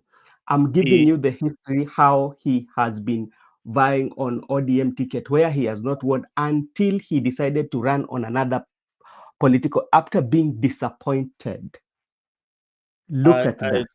I don't think you get your history right. Yeah, go ahead. Oluocholago vied for the first time on an ODM ticket in 2007 elections, and he Mm-hmm. won. Yeah. And he won that seat. And there's something No, happened. There's something happened in between Oluocholago and ODM, look. and Before you go there. No, he before you joined go there. he joined Ford Kenya. No, that when he joined Ford Kenya, Olocho Lago joined Ford Kenya when now we had where Rosa Buyu is. But before we got the Kisumu Central constituency, I'm talking when we had Kisumu West and Kisumu East So which one and came first? Kisumu Rural. Kisumu West constituency was before Kisumu Central. No, when you before before the before Kisumu Central came, Kisumu Central, Before Kisumu Central came, we had Kisumu West yeah, constituency. So who was where the MP for Kisumu West in look where 2007? Job look where Job Omino was. Where was Job Omino? When Job Omino died, Olago contested for that, and they were with Ken Nyagudi. Ken Nyagudi got that seat. So the moment or that when Oluoch Olago went for the Kenya was now when we had the Kisumu had already been divided. So we had Kisumu West was created. So we had Kisumu West, Kisumu Central, and Kisumu East. Three. Kisumu Look, West? we had now Kisumu. Now Kisumu brought in three constituencies. We have Kisumu Central, Kisumu East, and Kisumu West. Yeah. So now when Olago was vying to become a Kisumu East, Kisumu West, where Rosa Buyu is, yeah, yeah, that's when he vied for with Ford Kenya, and it happened during the nomination where he felt maybe there was a way in which maybe the nomination did not go well. And remember, during that time, Ford Kenya and ODM were in one coalition. And that's when we also had somebody called Abdul Dubai. That's when Ken Obura became the MP for Kisumu Central. Yeah. So you understand me? So forget about the Ford Kenya, or we vied for the Ford Kenya for the new constituency. Now, Kisumu, where there was a constituency that Job Omino represented. That That is constituency within the that CBD is called what? Just give me that name. What was the we name? had we had Kisumu Rural. Look at that. Look at Kisumu Rural. There was no constituency called Kisumu Rural. Look, Kisumu Town West. That was Kisumu Town, because that was the constituency that was there. It was called Yes. Kisumu Town. Town. Forget Yes. about the West, Central, and all that. There's only one that Job Yeah. Omino represented. Now, So after Job Omino's exit in that constituency, the person who came in to vie, and I don't know whether he vied on an ODM ticket, but I think it was Ken Nyagudi. Yeah, Ken Nyagudi came for a by-election. Ken Angalia. Nyagudi is the one who replaced Job Omino. Is it through by-election? Yeah, through a by-election. So yes. So Now, when you look, so so from that is Kisumu town. I don't know whether it is east or west constituency. so during that time, yeah, yeah, there was a little bit of misunderstanding. Then from there, that is when he vied with ODM and he got it. No, just get your facts right. In 2004, Kenya Gudi Mhm. was the MP, Yeah, and then in and lost the seat. He lost the seat. He lost the seat. He lost the seat to Oluoch Olago in that is true. 2007 elections. That is true. And that is true. So one thing So how that many now, times are you saying that Oluoch Olago had been in and then Oluoch Olago went to represent the party ODM consequently up to 2013, and he swapped parties.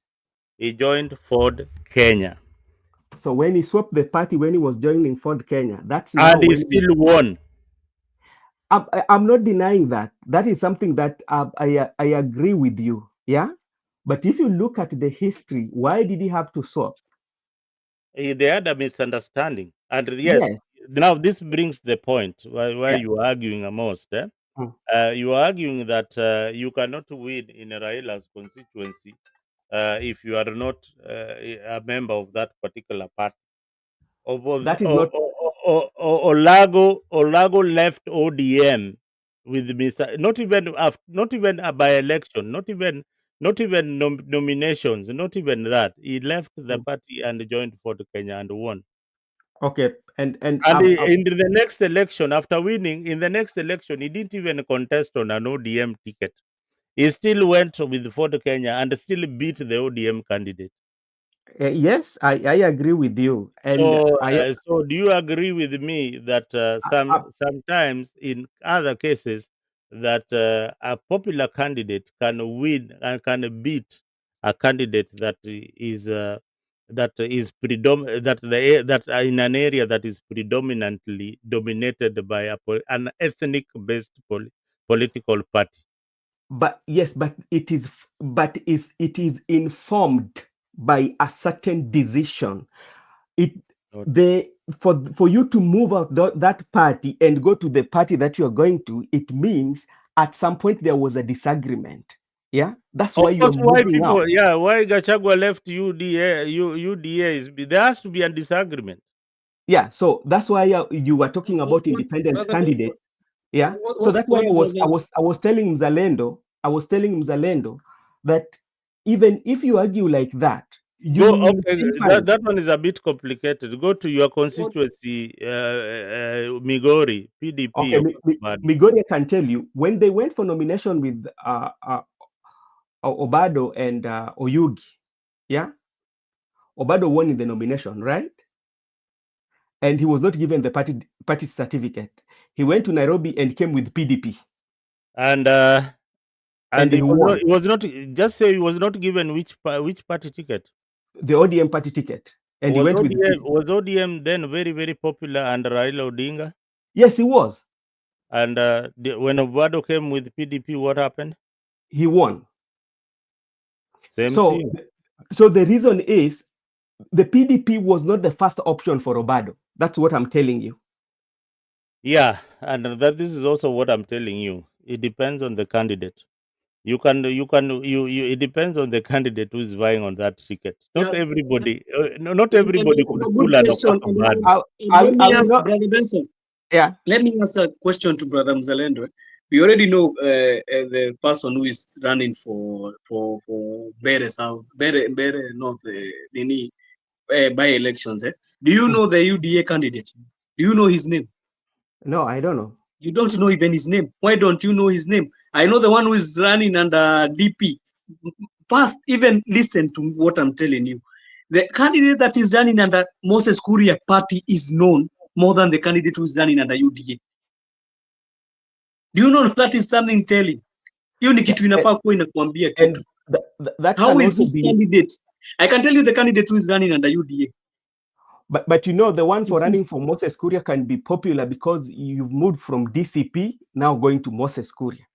that you know that's why I'm saying why is a candidate who is being supported by the government not popular?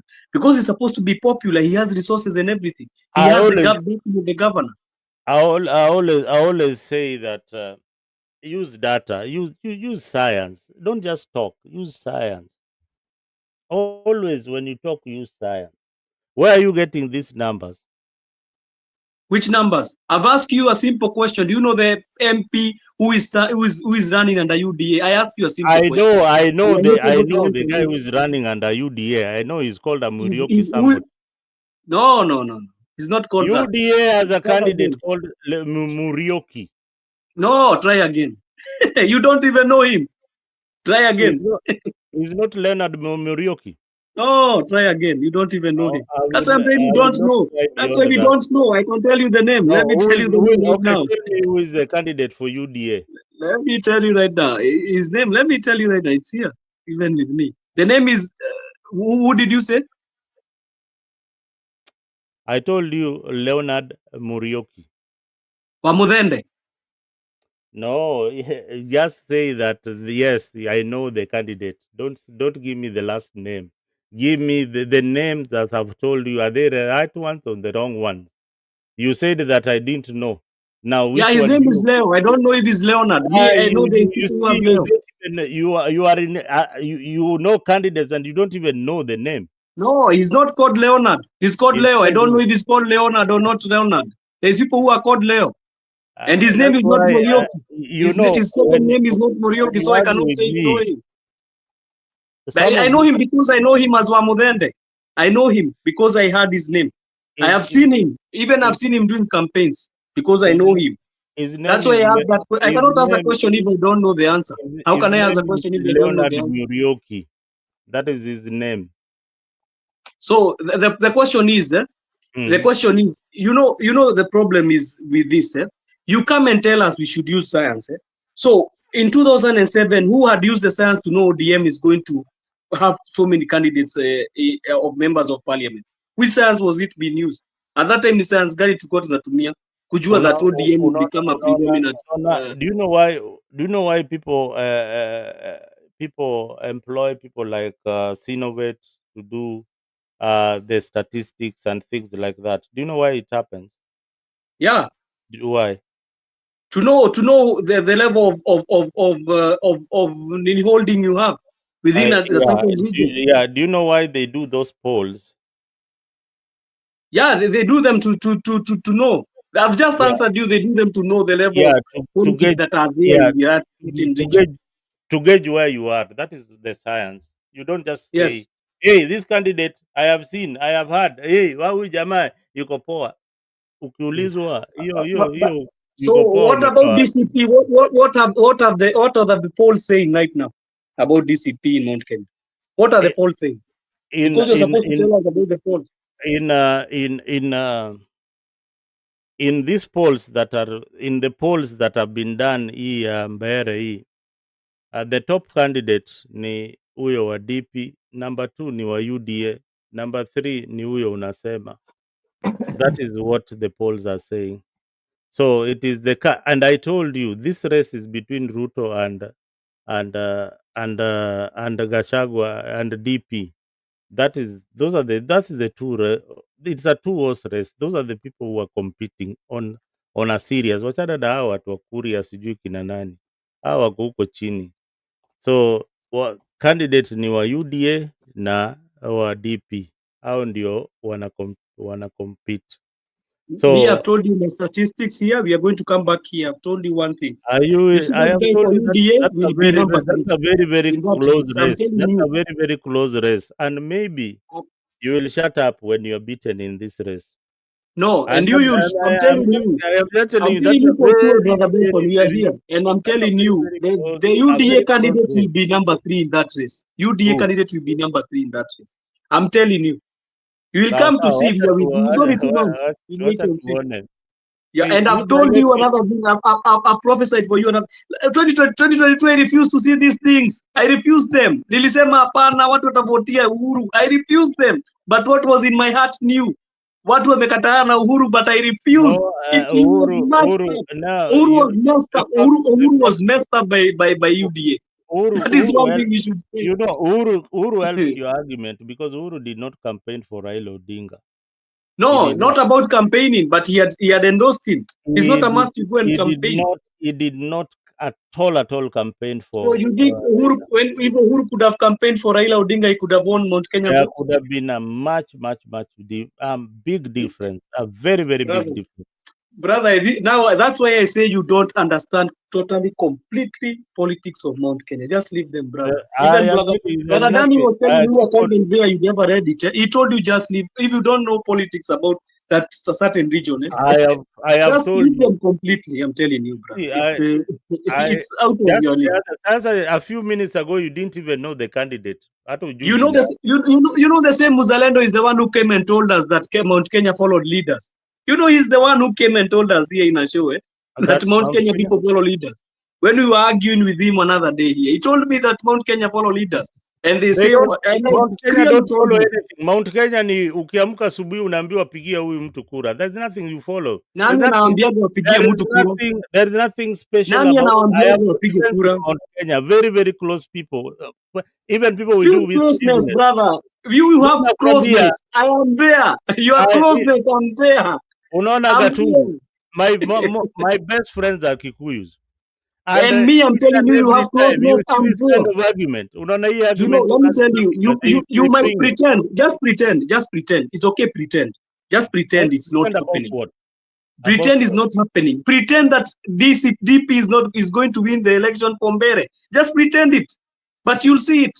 I have It's told going you to that's a happen. very close call. Sijakataa inaweza It's shinda. not close. Wewe It unasikia will not Kikuyu be na wapi? close, brother Benson. I'm telling you, it will not be close. He'll be hammered. I'm telling you, he'll be hammered. There's no closeness there. That Aya, na guy of UD will be hammered. ukishindwa, Mario mpaka unajua na ule hii chama cha ndio kazi. Okay. I'm telling you, confidence. that is something I'm waiting to see. Hii ndio He'll be Okay. confidence. hammered mpaka na ule jamaa wa chama cha kazi. He'll be Hii hammered like hii ndio Okay. nonsense. Hata by the Joseph way, I've and seen him Zalendo. doing campaigns. I've seen that Mudhende doing campaigns, brother. Mm. My friend, I think Who's- you are supporting the wrong candidate. You know, I always follow groups of from there, and I can see the things that are happening. Just go and look at the campaigns for Mudhende. You come and Okay. tell me. All You right. come We'll and be make here. it. Haya. We will be here and we will be discussing those results. And for me, where I'm very sure of, I can speak of Malava. And I think like Panyako will win. And that's my thought. For Mbere and Kasipul, Kabondo, I know Aroko has influence, but Boyd Were might carry the day from the look of things because of party politics. Because like majority of the people in Kasipul, some of them are saying we are voting the party. When Baba say right is right, when Baba say left is left. So to me, I think Boyd Were might win that seat. So for Aroko also might give him. It might be a tight race, but at the end of the day, party might carry the day. So that is what I think. And I think we've done like 3 hours, and it was good having both Joseph and Mzalendo to be with us and here. I'm seeing, listen how Brother Benson Media is cool. Okay, thank you so much. Mzalendo, maybe your last remark before we wind up. Yeah, I think it has been a very good discussion. And politics are a very interesting game. And I keep on telling people, don't be very sure about your candidate until until the votes are counted. What is important is the person who is announced as the winner. So in politics, anything can happen. You can get a shocker You saw some people losing election and going to South Africa to cool off in a game park, yeah, to just to see wild animals, in an election that they were very sure of winning. So, in if you are a politician, you are not very very sure until your candidate is announced the winner, and there is also rigging in elections. Don't forget about that. Otherwise, thank you very much for hosting me on BBM, and viewers. If you have not subscribed to Afrique 24, we have a wonderful channel that we air also sports, Dimbala Afrique, and also our political talk shows. If you want fiery political views and orthodox views, positive views, then make sure that you subscribe. Okay, thank you so much, Mr. Mzalendo, for your closing remarks. Mr. Joseph. Yeah, thank you for this opportunity we came here to discuss. Even though sometimes it seems like we differ in some things, but see kwa mambo zingine. We differ in politics. Politics is about differing and saying my candidate will take it. Politics is about I will. If you come and say you're in politics and you don't, hata Stone PK mwambie, politics is all about I will. Hawezi Mm-hmm. kakaingia politics kama ushindi. That's Yeah. what that's the main reason that Ruto has been winning, because he says I'm winning. Hii kitu nachukua, so it's also tell Stone PK ajitayarishe Mm-hmm. kusema amekuwa Yeah. MP. Hata mtu anaanza kujiannounce mapema the MP if he's standing for MP nini. So here we come sometimes to talk. Sina makasiriko, I see some people saying niko sina makasiriko is sometimes unasikia unachemuka, voice inaenda juu, is not that. Mimi na Mzalendo sisi ni marafiki, so I don't think kuna ubaya, we just talk No, politics. we are very good friends, by the way. Yeah, We just we talk just politics, so don't think that. I know. I only know where to trigger him. I know right And now. he always take the bait. He always knows I will take the bait. So Anaiuma na anaimeza. so Even this is politics. before the argument begins, anaanza. I know Mzalendo will not agree with this.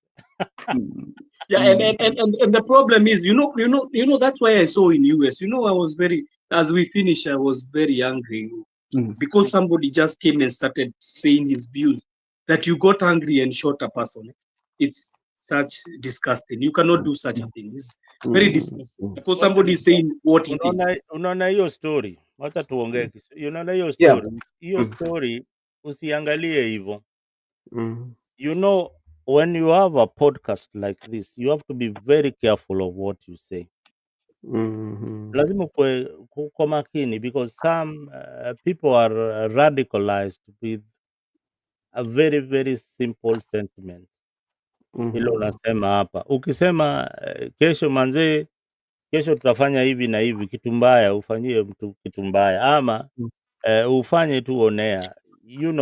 There are some people who follow you to an extent that hey, mi nataka kusikia view ya Mzalendo hapa ni nini, na hiyo view yangu hiyo anaenda naichukua anaitimiza hivyo hivyo vile nilisema. Kuna mtu anafuata Gachagua to an extent by that, hey, Gachagua akimwambia we fanya hivi, kama wewe si wewe Jose, mwingine See, kama wewe mimi sifuatagi. I don't follow him. kuna watu fuata Raila Odinga, ukiambia mtu kama Gausho endo unipigie ule Bernard, unaona ule brother Bernard wa BBM, endo nichapie kofi mbili kali, umpige na upige teke ya matako aende huko, nakuambia anakuuliza tu ni saa ngapi unataka nifanye hivyo mkubwa. Lakini sasa wamefanya vibaya juu hiyo kijana ameacha watoto wadogo.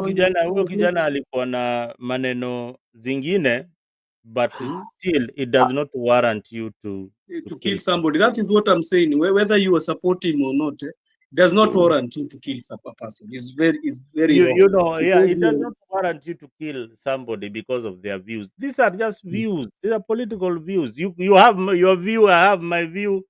Let's move on. We shake hands.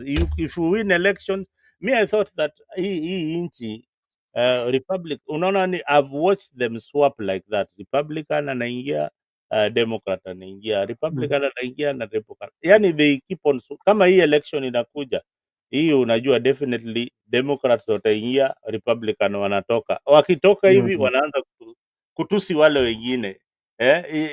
It is that circle. They keep on pushing the agenda. So others are progressive agenda, conservative views, and the other are right-wing views and left-wing views. So they have got all these talking points that they try to emphasize. Hatujafika hiyo level, but if we reach that level in our politics, we will be so radicalized. Yeah, what usually happens is not that we've not reached. I think at some point we've not reached that level, but kind of like we are in that path because when you look at how sometimes even we treat the leadership of the politician of a particular political party, especially. And I can give you a typical example. Look at what happened in Kisii. Just because somebody supporting President William Ruto, somebody supporting Matiang'i, you end up as leaders that you fight. Mzalendo, unmute.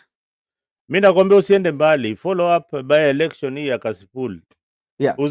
Uzuri hao Wasapere hao Wakikuyu wachinjanangi kwa siasa. Hapana, imeanza Mzalendo.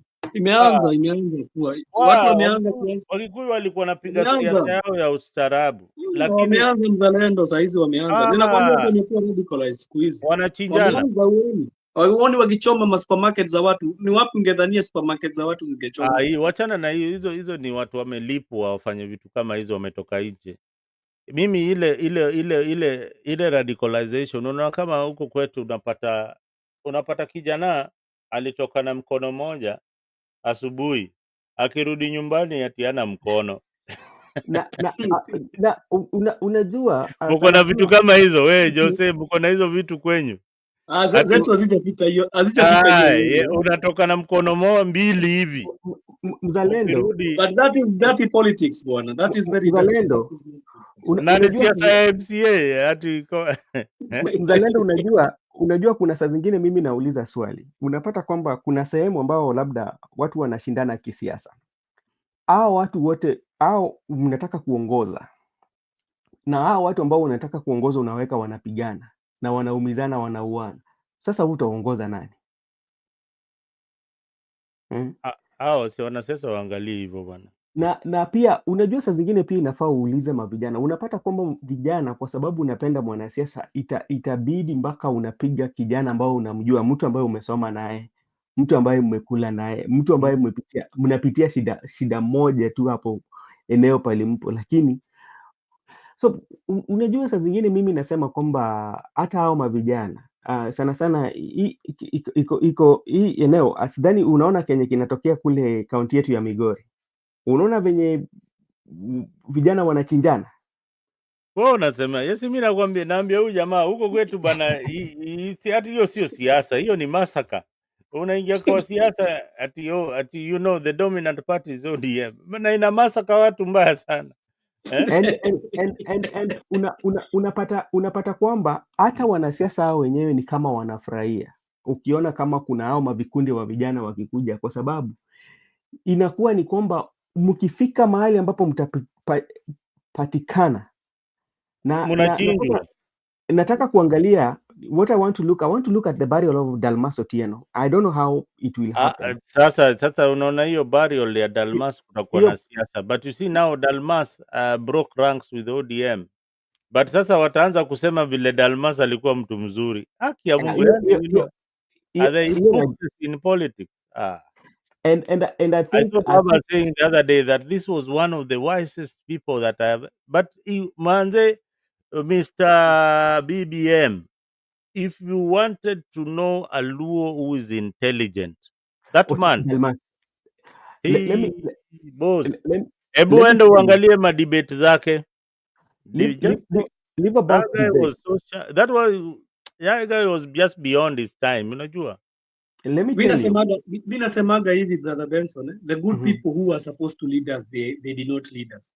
ndio walimalizwa. The Wewe people unaona who are supposed to kuna yes. huyu unasikia Jose huyu Mwangi wa Equity akianzisha hii bank ya Equity, hii Equity Bank sijui nini. Dalmas Yeah. already in the 80s he had already established a bank, a Thabiti Finance Company, Thabiti yani Yeah. Finance Bank. yani Kabisa. kuna banki yake yeye ndiye ameanzisha.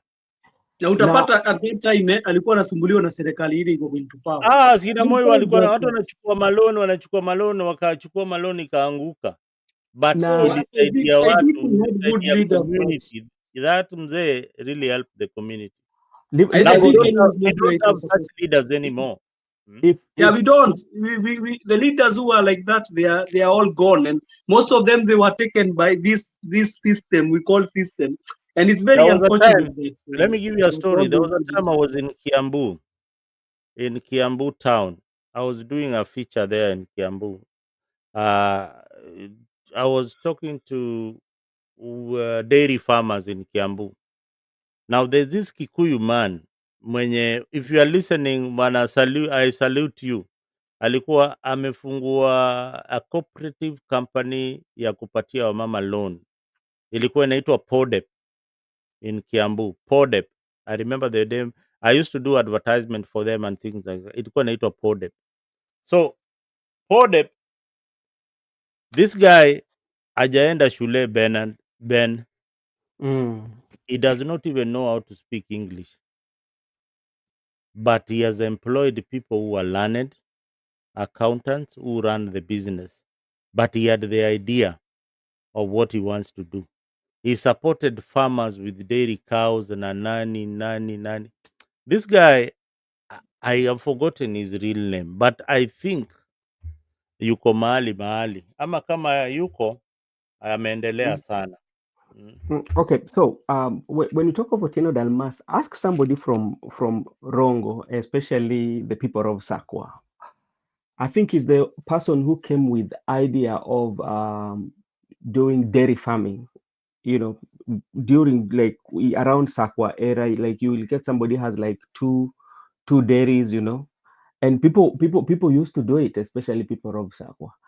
And also, if you dig deep, his family, especially the father and the mother, he's one person who never came from. I don't think he came from a poor background. Their lineage is people who had wealth, you know. Because if you know in Zalendo, you know somebody that is called Okebe in Luo. Okebe Okebe. is mkubwa. Yeah, it's somebody who has money, and there's also somebody called Riako. Riako is, what is Riako? I don't know what Riako is. I'm hearing. We kaa chini na wazee wakuelezee hayo mambo. So ukipata kama we ni mtu ambaye unaitwa Riako na Sasa Ndokebe, wewe you came across this word called Riako for the first time. Now kuniambia Riako inamaanisha nini? Inakuchukua yani something such a privilege. hapana. We kaa chini. We Okebe unajua vizuri. Okebe. Sasa kama unajua Okebe, sasa Riako unaweza kosaze kujua bwana.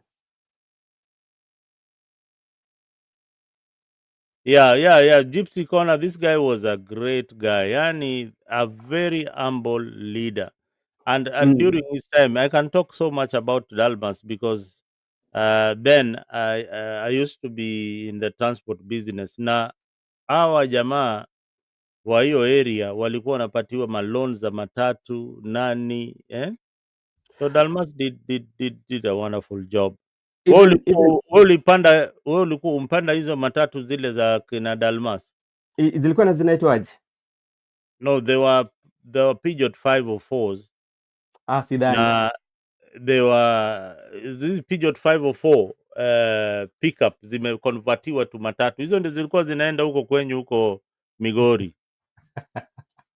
Hizo time huko umezaliwa bana. We hii Migori ya upendi, Migori yetu hii haipendi.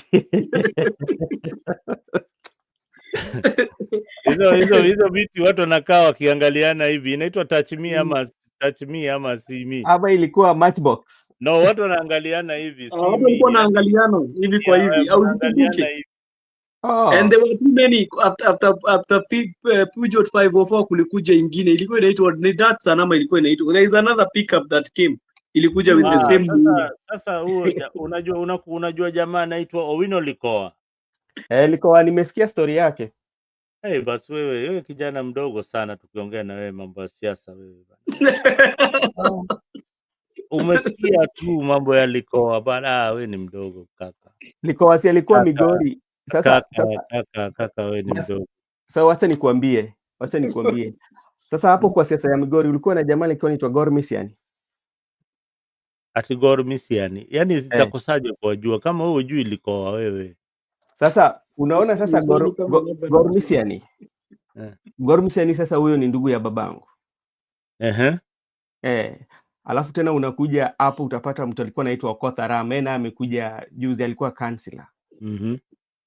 So unajua ukiteremka pale chini pale Uriri hiyo area, unajua mwanasiasa mgani alibobea sana hiyo area? Sony Sugar. Mimi hapo nimecheza mpira, hapo nimechezea hiyo timu ya Sony Sugar. Hapo Uriri sina hapo nadhani nimejua Likoa alikuwepo, Owino Likoa, then kulikuwa na Odhiambo Mamba, then ikawa nani tena? Okwanyo. Hao ni watu ambao wamekuwa Migori. Wewe bana huko juu. Mimi nakwambia teremka hapa kwa miwa hapa chini hapa Olwacha Nindo. Sasa Olwach Kanindo. Huyo jamaa, he was one of the most eloquent Luos. Yaani ungempatia microphone hivi na kuambia hata kama yani wale jamaa walikuwa wanapiga siasa ingine, watu wakitoka hapo wanakuambia wanaimba tu, huyo jamaa tumempatia kura yetu yote. Na ukiangalia hapo Olwach Kanindo wako karibu ni kama ni village yako Olwach Kanindo village. Walikuwa mpaka na majority of watoi wake na majuku wake wamecheza sana, wanacheza mpira vibaya sana. Mimi nakuambia mimi nimecheza mpira pale Sony na kuna kujua vizuri sana. Sasa ukiteremka pale juu hapo ulikuwa unapatana na mjaluo mmoja alikuwa PS wa security, alikuwa anaitwa Oyugi Ogango, kalamu maduong, yani kalamu kubwa. Ezekiel Oyugi. Sasa huyo ulikuwa unaenda kwake, MPs wote wa Western, ikuwe ni Kisumu, ikuwe ni Kisii, ikuwe ni hiyo area yote, Waindi, watu wote wanafanya Nakuru, he covered all those areas.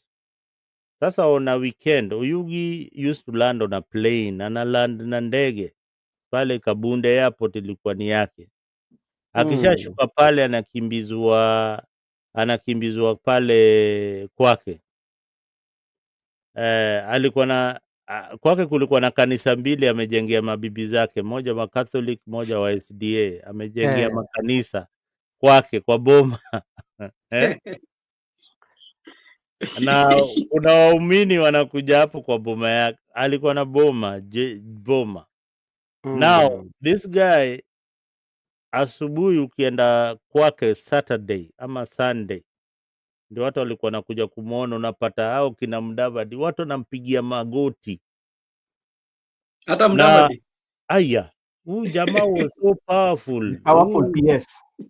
Huyu jamaa alikuwa powerful, alikuwa na yani ukienda kwake, kuna time tumeenda huko, mimi nilikuwa mdogo, tumeenda huko na mzee. Sasa kuna mama ametoka Kisii, akamwambia mkubwa bla bla, mimi sina fee na niko na mwili pia imekwama huko ya mtoto wangu huko Mombasa, sijui vile nitaileta. Oyugi akamuuliza, sasa nikusaidie vipi? Akamtolea briefcase. Unaona vile hizi hawa jamaa walikuwa, akienda hapo kwa sitting room yake alikuwa na mahali anaweka briefcase, anatoa briefcase, akamwambia enda uchukue ile pesa unaona inaweza kukutosha. Ukiambiwa hivyo utafanyaje? Nitachukua. Kwani mimi ni wakati ya Moi, si ndio? Wakati wa Moi. Sasa Kati ya Mungu this na lady Afrika. kulikuwa na, unajua hiyo wakati kulikuwa na manoti za shilingi 10 na shilingi 5 5 bob, na wewe umeona noti ya 5 shillings? No, Nadhani the only one we saw was the one walikuwa wanajaribu kuleta kama ya kitambo. They are Kulikuwa na trying to noti, bring it ya kulikuwa na kitambo. noti nyekundu ya shilingi 5. Kulikuwa na noti ya shilingi 10. Ya shilingi 10 umeona? Ya kitambo ama ya hivi juzi Mzalendo. Unajua tulikuwa na noti walikuwa wameanza kuleta za shilingi 10. Za kitambo sijaona Hamjaona mimi. hii noti ya Moi ya shilingi 10? Hamkuona noti kuu ya 10 bob? Kulikuwa nazo Ilikuwa zilikuwa color zimeletwa green. saa hizi. It was color green. Ilikuwa ni ya green. Unasema za wakati gani Mzalendo? Unajua pia of late kulikuwa kumeletwa noti za Moi na shilingi 5 ilikuwa red, shilingi 10 ilikuwa green, nayo Green. shilingi ilikuwa Yes. shilingi 20. 20 ilikuwa blue. 20 ilikuwa ni blue. Hizo denomination zilikuwa alafu na sasa kulikuwa na 50 bob. Not Na sasa 50 ndio kubwa. Alafu sasa hakukuwa na denomination ya 200. Kulikuwa na 100 ndio mwisho. Na 500. So who brought 1000? Hakukuwa na 1000. Moi tu ndio moja baada alileta 1000. Moi hakukuwa na 1000. So hii briefcase iko na hizo pesa zimepangwa hivyo. Za 5 za 20 za 50 za nini. Sasa huyu mama bana enda chukue ile kibanda ile iko na iko na 500. Lakini si shilingi 20 Mzalendo ni pesa mingi sana hiyo wakati. Shilingi 20 peke yake ni pesa mingi sana. Ilikuwa pesa mingi lakini anachukua ya 20. Anachukua kibanda ya 20. Aya, nikasema okay. Na sisi hiyo time tunaona hiyo pesa ni mingi bwana. You blue 20 bob ingekuwa pesa mingi sana hiyo wakati. Kama 2000 Kenya, hiyo ni kama 2000 Kenya shillings hiyo. Akapewa ingine, akaongezewa ingine, hii mama itakutoshea, akaongezewa tena ya 5. Alienda, yani anaenda huko kama leso inaanguka tu. Yani anaenda, yani hata yani unajua yani ile asanti huo mama anapiga. Wewe leso inaanguka anavaa tu. Yani wewe ile kitu unaweza mwambia hapo hakuna kitu unaweza mwambia. So Yugi was like that. Yugi, you could solve your problem instantly. Dada yake anakuja hapo anamwambia bana, mimi yenyewe nimechoka na hii kazi, nataka kuanza biashara ya matatu. Simu bado mko hapo, inachukua 5 hours. Sasa hizo Peugeot inakuwa delivered kutoka Nakuru kuja kwa boma yake hapo in 5 hours, kabla watu watoke saa 8. Dada yake ameshapatiwa gari mpya. Huyo jamaa alikuwa powerful bwana. So to me, what because I know he's going to be buried on 2nd, late Dalmas. We will monitor and see how politicians are going to talk about Dalmas. You know, I am telling you, if there is anything that they can learn, is the legacy of that man, bana. That guy was. But you know, look at even like how Dalmas tried to bring financial institution. Apart from Dalmas, there is no any other person, especially from the Luo Nation, who has tried to have. There is nobody. Ule mtu unajua after Dalmas Otieno, ule mtu, somebody who brought things which are tangible to the community is before Dalmas ni huyu jamaa huyu Rafael Tuju alijaribu kidogo akaleta Rafael Tuju tried. But before Dalmas kulikuwa na Robert Ouko. Robert didn't bring anything. Robert brought the politics. The politics, but ule mtu alileta vitu tangible ni the late Tom Mboya. Ukienda California, unajua California, kama umelelewa Nairobi, kuna mahali inaitwa California Estate Nairobi. Hapo Isili hapo katikati ya Isili hapo. Hizo manyumba unaona hapo za California hizo. Those were Tom Mboya's pioneer projects. That one I always say is the president we never had. Tom Mboya was the president we never had. Bahati hizi kwa mafarasi hizi mpaka zinasimama mpaka leo. Hizo ni project za huyu jamaa. But So you, that is what happens in politics. Yaani hawa watu wazuri wote, alafu tunapata tung'ombe mwingine kazi yake ni kutuandikia tu kwa Twitter kila saa ati 2 term. Hata mwingine pia mwingine ni 1 term. Yaani hakuna kitu yote ya maana Tuliachie wale wanatuambia. watu wabaya sasa brother. Sina nikikwambia mzalendo, tuliachie wale watu wabaya. Ni kama Mungu anachukuaga wale watu wote wazuri, anatuachia wale hawezi tusaidia, because Kenya we have lost so many good leaders, Yaani so many of them. today I was debating in another forum. Tunajiuliza, okay sawa, sisi kama Waafrika jameni, tulikosea wapi? Ni rangi yetu, hii una, nywele una, yetu, ama ni ujinga tuko nayo kwa akili? siku yenye nilisikia vibaya sana ni siku yenye nani Ken Okoth alikufa. Yani I really felt bad. Look at So Ken. I like I really felt bad for Ken Okoth, especially the one for Kibra. And I said, like, this guy was a real transformation, especially in the people Look of at what he did in Kibra. He did transformation in Kibera too much. and Even the even guy who when did he's transformation in Kibera is. Mashule I think even anajenga right kutoka now, ground. I think even right now, people in Kibera are still reaping his fruits. Even The things that he did. a leader to watch ni huyu jamaa anaitwa Mohamed Ali. Huyu baya yake Mohamed Ali is doing wonderful things huko Nyali. Hebu angalia zile vitu anafanya. that maybe because maybe the kind of the party is, maybe, you know, I think It's I not. think I think sometimes also CC, we voters as also sometimes we are bad people, because we might find that somebody is doing a great job, but since he's having a party that maybe people do not like, he also becomes a bad person. That is what is happening even in Mount Kenya, brother Benson.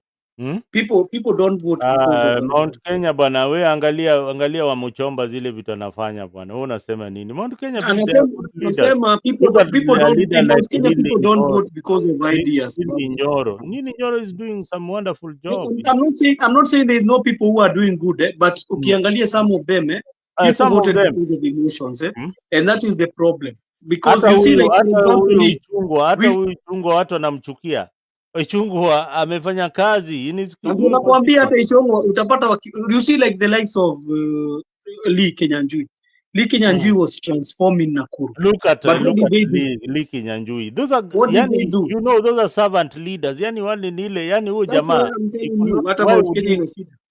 Why would you sacrifice somebody like that? Yeah, that's why I'm telling you Mount Kenya has an issue. That's why I'm telling you they Si Mount sacrifice. Kenya peke yake. Mimi nakwambia hii kitu iko kila mahali. Hii ukabila ni ukabila, si ati No. kitu kingine. Ni Mzalendo. ukabila. Ni ukabila na ni ukabila. Juu hii ni ukabila na ni ukabila. Tunasema nini? Ni ukabila, na pia kuna ile do I say that should I call it political ignorance? No, ni ile ujinga. Unajua Ndio hiyo nasema. Yeah, ni ujinga, but we have forums like this to educate our people now, you know. At least Because, people like, are now becoming more aware. You are speaking about Lee, and like, look at what now is happening in the county of Nakuru. That is one person I felt bad. Angalia wewe, mimi kale kamama yani mimi hata sijui ningekuwa president, I think ningekuwa mbaya sana. Mimi nikupata ati mimi ni president na nimekupatia kazi, we ni governor na umeenda ukanunua hoteli ya 5 star. Hiyo na kunyang'anya walai. Sasa utamnyang'anya aje? Utamnyang'anya aje? Kimabavu. Unajua one thing that na unarudishia raia hiyo pesa. Mzalendo, I think what has really happened is this. Sasa kuna governor anajenga nyumba ya 300 million Karen. Wewe unaniambia na hakuna biashara yeye ufanya. Sindio maana ndio hakuna loan amechukua. Ndio maana saa zingine Mzalendo, when you look at all these people who are vying for these positions, elective positions, and somebody just come from nowhere and start to give you all this, like, is building this, yet like anakuja tu anajenga, lakini sasa saa zingine unapata kwamba, na nakwambia ukinipeleka ndajenga zaidi, unaona. Na unapata sisi wenyewe tukitaka kuchagua mtu hatuangalii sera zake, labda tunaangalia nguvu wa mfuko wake. Hapo ndio sasa sisi tunakosea. Kama we mzalendo, mfuko yako iko imara, watu watakufuata. Na ni kitu ipo. Enda tu nyumbani Joseph, wewe enda tu nyumbani uanze kupatiana mtu, utasikia mtu asema wewe ndio tunakupeleka. Wachana na wakina nani wenye watoi. And that's why I'm saying, hizi vitu zina happen hivyo kwa sababu ya watu kuwa ill informed in the nini. You even people saying, you know even that song you are hearing people singing there to Kera Tene. You know that one was like the cult itself. Ilikuwa ni kama ile cult inawachukua ni ile wimbo inaingia kwa cult kabisa. That's why I'm saying, sisemi ati hiyo ilikuwa cult, but I'm saying ilikuwa inawavuta kabisa. Ukisikia mtu akiimbia hiyo wimbo na yeye and I even fault. You see musicians, I fault them. They're not supposed to be entering in politics because they give us very wrong directions and they give people who are not informed. Unajua sisi tutakuja hapa to inform brother Mzalendo na Benson, lakini tutafika maeneo zingine, we might reach out to the people who are in social media. What about the people who are inside? Muziki inafika mahali mingi na inafika juu kuna radio, itafika huko ndani kabisa. So huyo mtu inachezwa kila wakati. Yeah, so huyo mtu akiwa kule ndani atasikia tu ukisema tugokera tene brother Benson. What was the meaning? What was the meaning? Hiyo ilikuwa inamaanisha nini? Ilikuwa inamaanisha waamuke mapema, na waamuke mapema kabisa waende wakapigie William Ruto kura. Oh. So okay guys, bana, I think we are done for tonight. So okay, thank you so much Mzalendo. And at the end of the day, whether you are supporting 2-term or supporting 1-term, that is up to you. Decide on where you want to be, but remember to make good decisions, because if you don't make those good decisions, you will be crying here. Utakuwa unasema sasa sisi tulifanya nini? So it's you to make good decisions, and decisions well informed, where you feel like, oh, I need to do this, so you need to do that. But at the end of the day, also you have to look at who you're voting, because every day people tend to look at the presidency. That is not the solution. You can have good president, yes, but what about other positions? So you have to make sure that when you are giving leadership, give good leadership to every stage that you're voting. Treat it with a lot of seriousness. Don't just vote for an MCA because you're voting. It will affect you. Don't just vote for a member of parliament because you're voting. Don't just vote for a governor and all that. Even just vote for a president. Make sure that you make informed decision while voting, because at the end of the day it will affect you. Wewe unaona kwamba nini itakuja kuaffect.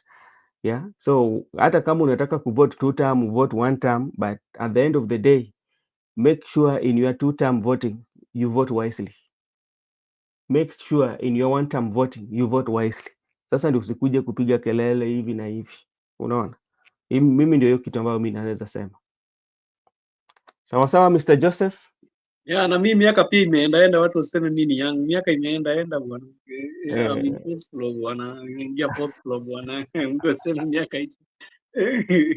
Vile nakaa labda niko nini young kidogo. Na ni vizuri. I'm blessed that miaka inikimbishi sana pia. Hata watoto wajawahi ona kobole. Hata kobole wajui ni nini. Wewe Mzalendo bwana. Hata kobole wajui hata kobole ni nini. Iko na kona 7. Nani mimi? Hapana. Sasa kuna vitu zingine obviously. Kuna vitu zingine hata ndururu niliona mimi. Hata nitumia ndururu, so okay, sawa. Asanteni. Mungu awabariki. I will see you next week.